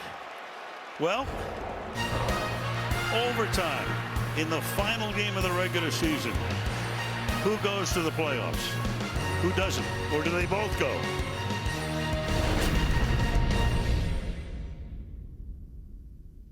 For those of you just tuning in, number one, I'm sorry you missed a hell of a game to this point. And if you want to know what's going to happen and you don't know, this game winds up at a tie. Both teams go to the playoffs. Chargers win, they go to Buffalo. Raiders win, they go to Cincinnati. And that is your only job as a head coach. Get your team to the playoffs. How you do it, nobody cares.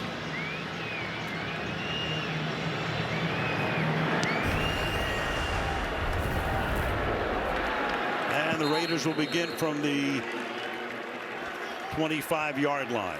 And let's talk about Derek Carr just for one moment here. Here's a guy that led his team to the playoffs, broke his ankle, never got a chance to play in a playoff game.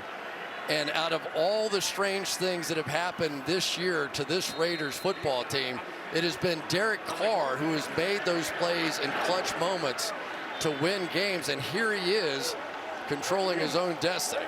127th start for Carr. Has never played a playoff game. Four-man. Susan. Play fake. Rolling. And then just flips that one into his own bench. 2nd down and 10. So the Raiders, this is the 4th time they've been in overtime this season. They won all 3. Carr is 5-0 in overtime when having at least 1 possession. But this team won 3 games, including their opener on a Monday night against Baltimore. So they are used to this. Now it's time for Joey Bosa to take his shot. We've seen Max Crosby on the other side. Monday, son. 2nd and 10. Hey, we're good. We're good. Nine. Susan. Jacobs breaking tackles. Big time run. All the way out to midfield and beyond. To the 47 of the Chargers. Goes for 28. For Josh Jacobs. playing on bad ribs, and he has just been breaking tackles all night long. And it has been so many of the run plays that has really energized this Raiders offense tonight. It has not been Derek Carr for the most part.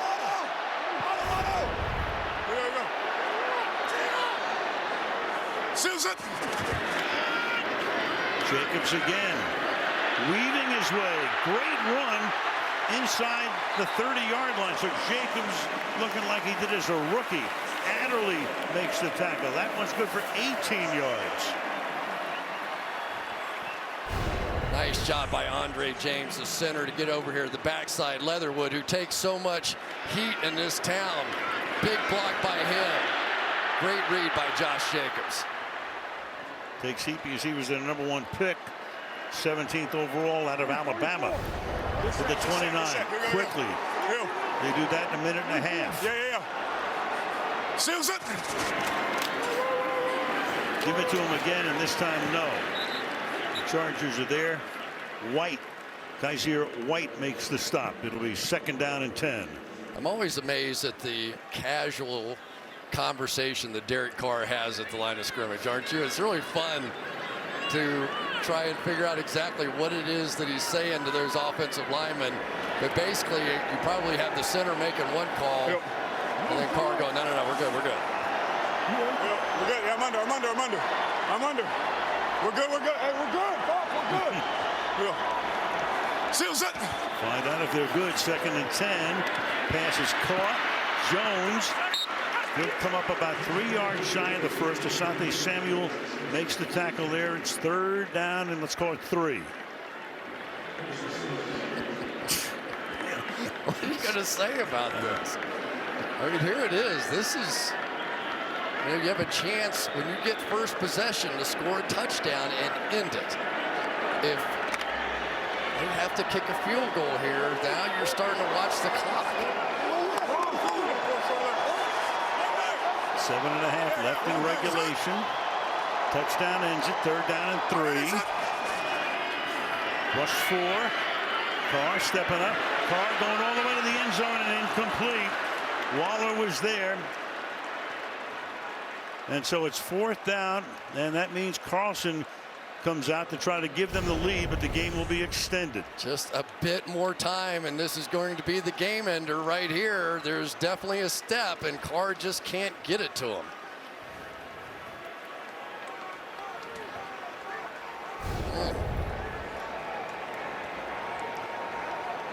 This will be a 40-yard attempt.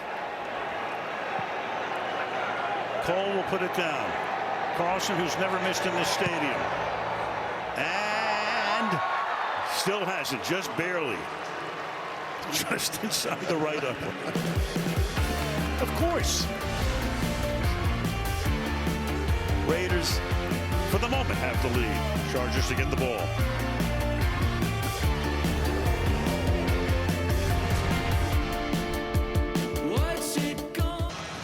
Right after the game, it's the Abbott post game. Michelle on the field interviewing the star of the game. Chris and I preview Super Wild Card Weekend right after the game. It was the best show in Vegas tonight, I'll tell you that. All right, Al, you want to play a little game? Sure. Go down. The Chargers go down, kick a field goal, eat up a bunch of the clock. You burn through a few timeouts. There's no timeouts. There's 2 minutes to go. You get the ball back. Do you take a knee and send your team to the playoffs? I hear you. It's like what Bisaccia told to Michelle. You know, whatever it takes to get our team into the playoffs. I'm with him. I've got to say, I'm with him. Yep.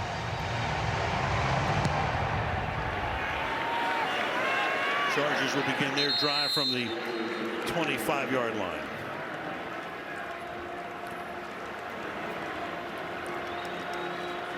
The Chargers, the last time, had the ball 22 minutes and 15 seconds in real time.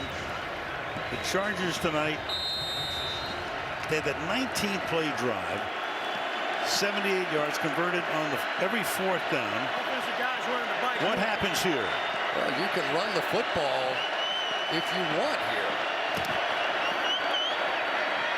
Instead, Herbert's going to fire wide open is Jared Cook. And Cook is taken out of bounds, but a flag is down back at the line of scrimmage, and the Chargers are already walking back. Ineligible man downfield, offense, number 71. 5-yard penalty, replay first down. Oh, that's Matt Filer, the ex-Pittsburgh Steeler. And you go, why would he be downfield? The simple reason is that it was an RPO. It was a run-pass option. So he's blocking on the play, and he ends up downfield because he doesn't know if it's a run to his side or a pass. And yet these guys are trained, don't go down the field because your quarterback has the option to throw it. Just a major mistake.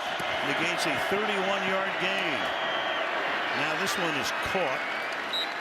Keenan Allen makes the grab. Perryman makes the tackle. That's a gain of 5.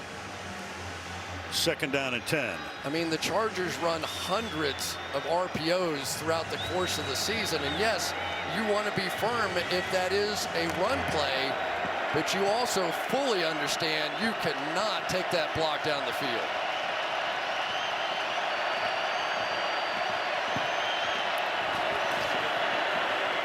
Herbert to the outside and incomplete, intended for Eckler. Third down and 9.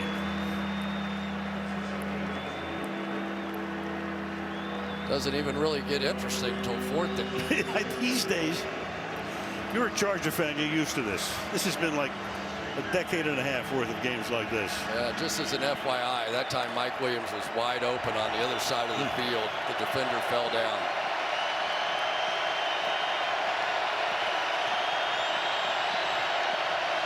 Williams wide left on Hayward.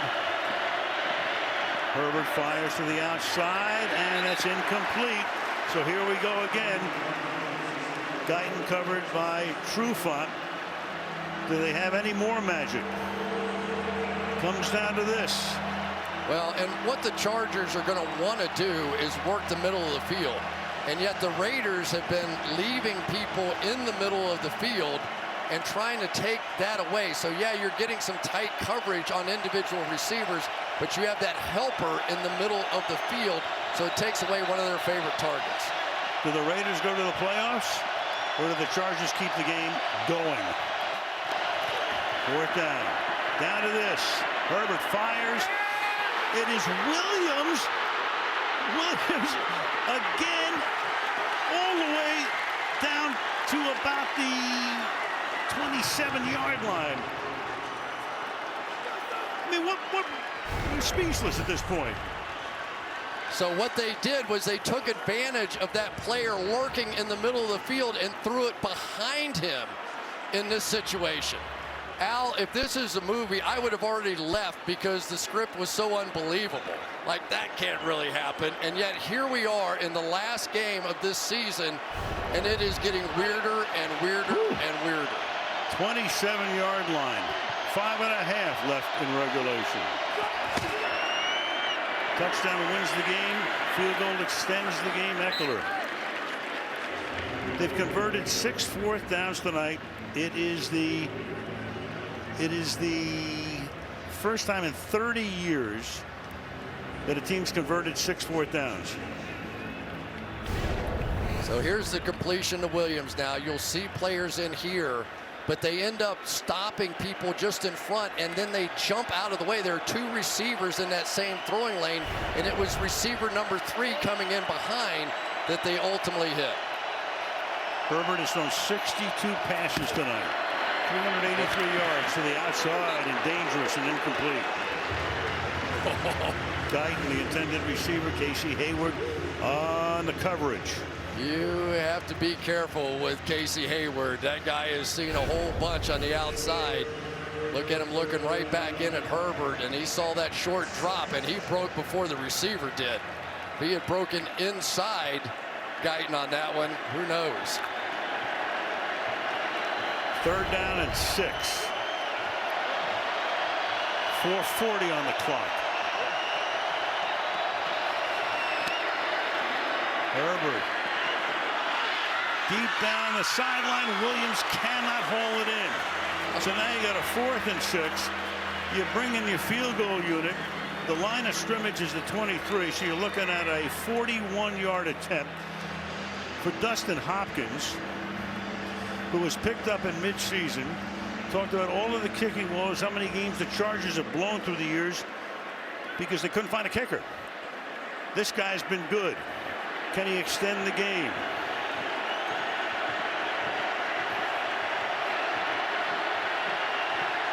From 41.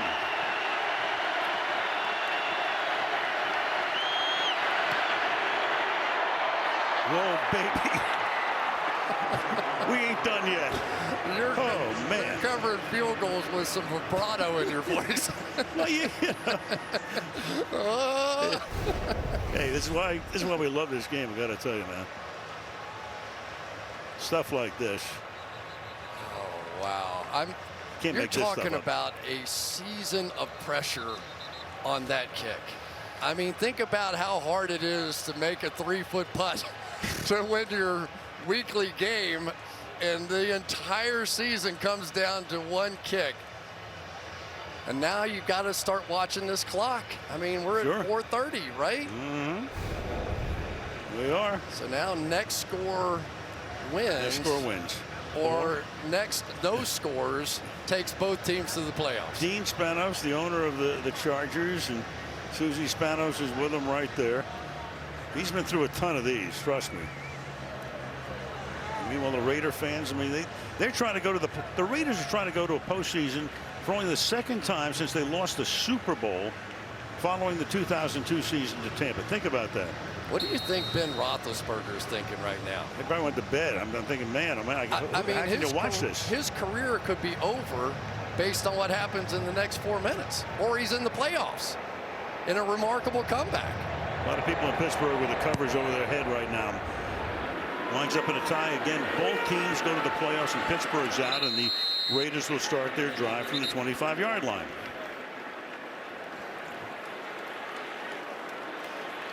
Of course, the Steelers got into their own overtime game today, which was crazy, and pulled that one out to knock Baltimore out officially and stay alive.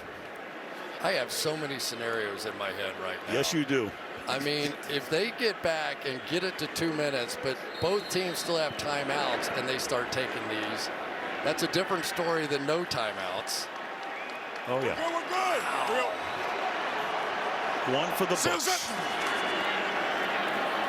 Carr's going to look downfield, going to throw, and that's going to be at the 42-yard line. Brian Edwards holding that baby in.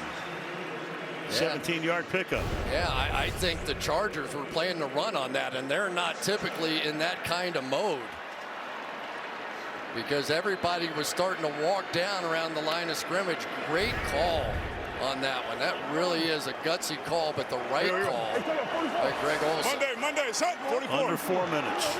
Leo. Yeah. Still set.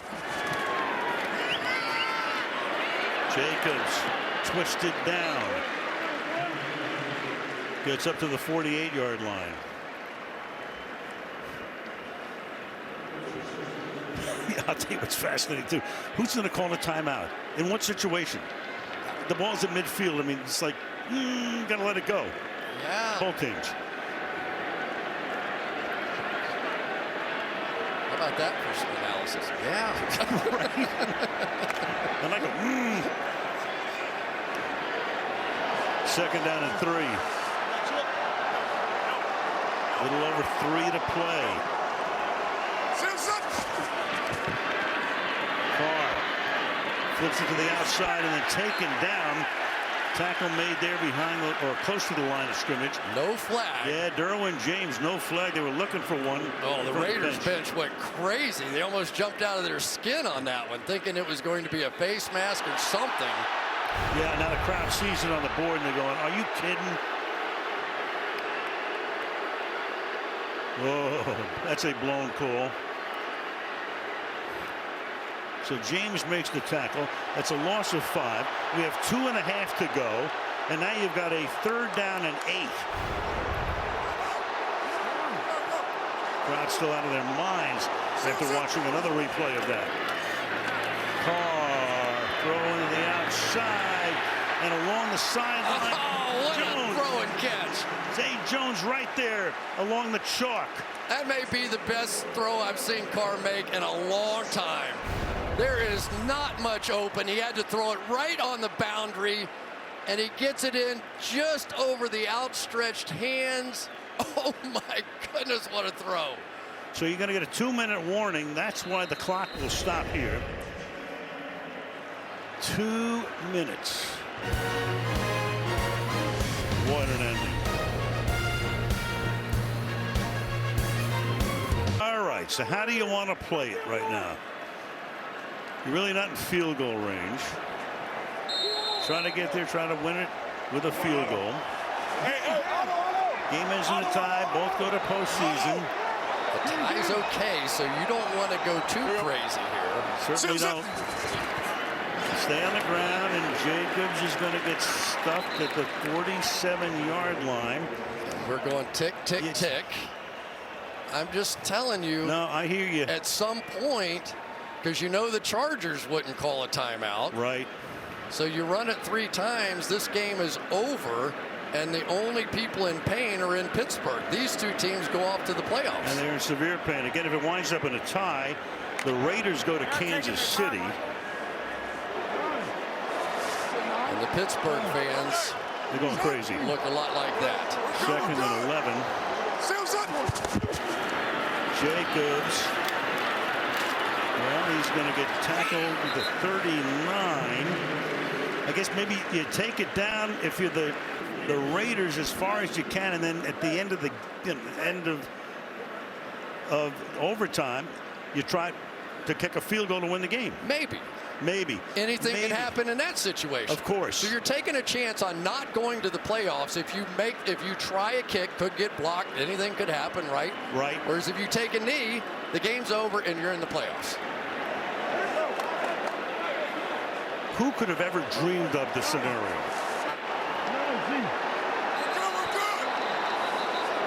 Third and 4. Now what? Chargers take a timeout. Los Angeles takes its first timeout. This will be a 30-second timeout. What?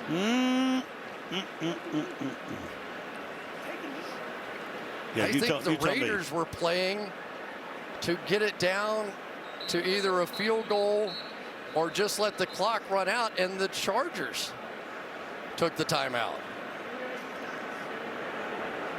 I'm trying to process this myself. Wow. I know. That's really interesting. So I assume they're going to take another one here and try and force a punt. Well, if they don't get it. These will be very interesting press conferences after the game. 3rd and 4. Jones goes in motion. Jacobs. And he's going to take it to the 29, and now they're going to be set up for a field goal attempt by Carlson. No sense taking a timeout if you're the Chargers here, because it doesn't matter. So it's going to come down to this. A man who's never missed in the stadium in 2 years will try to send them to the playoffs, send the Chargers home, and send Pittsburgh to Kansas City. Oh, my God. Now they do take the time. I thought for a second they were going to let it roll all the way out. They could have. And that would have been the way they could have guaranteed themselves a spot in the playoffs, and yet they still want to win the game. They still want to kick this field goal. Exactly.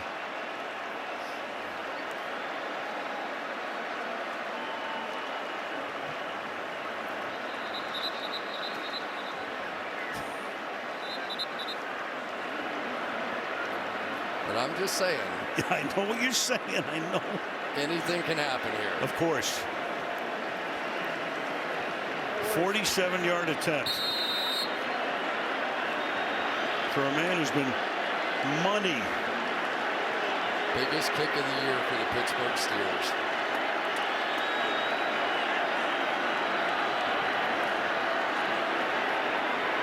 Snap good, hold good, and Raiders in, Chargers out, Steelers in.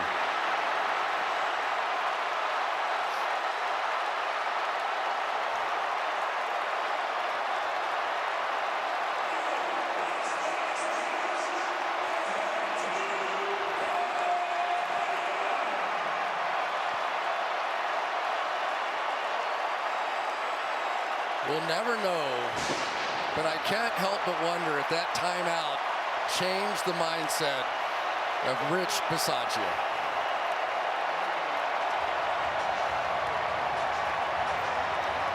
We'd like to know. I don't know if he is going to fess up totally.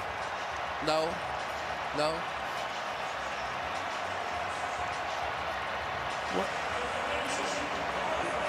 What a game, what an ending, what a season, and off to postseason we go. Never seen anything like it in my whole life.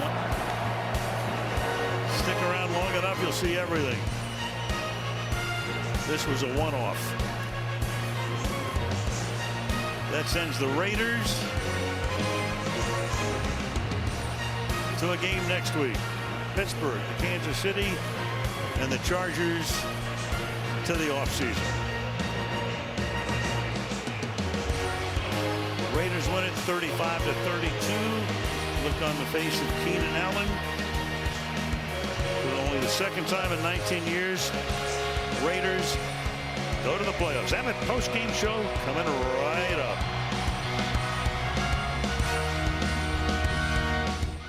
Win it in overtime at the very end, 35-32, and off they go to postseason. Back we go to the 47-yard field goal. Carlson tonight had 5 field goals, 2 extra points, and through the uprights to send the Raiders to postseason. Carr, one of our players of the game. Down we go to Michelle. Derek, congratulations. This game had everything. Yep. How would you describe the emotions it brought out of you from beginning to end? Oh, I tried my best, even from pregame and coming out the tunnel, to stay as low key as I could, but it was hard to do with this atmosphere. I think Vegas showed up in a real way and helped us pull this one out. It was unbelievable. It was unbelievable. That final drive when the Chargers tied it up, you know you're heading into overtime. How does your mindset change at that moment? I had a big mindset change. We were up 15 there for a little while in the fourth, and stuff happens. We played complimentary football. We got the ball back. We were able to go down and win it a couple of times, and our defense did a great job all game. And hats off to the Chargers. They're one of the best defenses I play every year, and the talent they got over there, they're unbelievable. You guys are still tied. You're driving. This thing could have ended in a tie. Chargers call a timeout. How did that shift the strategy? Yeah, it definitely did, obviously. But we knew no matter what, we didn't want to tie. We wanted to win the football game. Obviously, if you tie, you're in, and I think all those things. But my mindset all day, I even was texting with Aaron Rodgers this morning. My mindset was to make sure that we were the only team moving on after this. What were you texting Aaron Rodgers about this? He's always been good to me since I came into the league. So, Aaron, appreciate you, man. But we became friends now, and we talk. So I appreciate his encouragement today. You seem really calm right now. Yeah. But this is a 4th straight win for a team that was 6-7, and against every single odd has managed to get back to the playoffs, and you'll be playing this time. How do you describe this? I'll have a lot of emotion later, probably.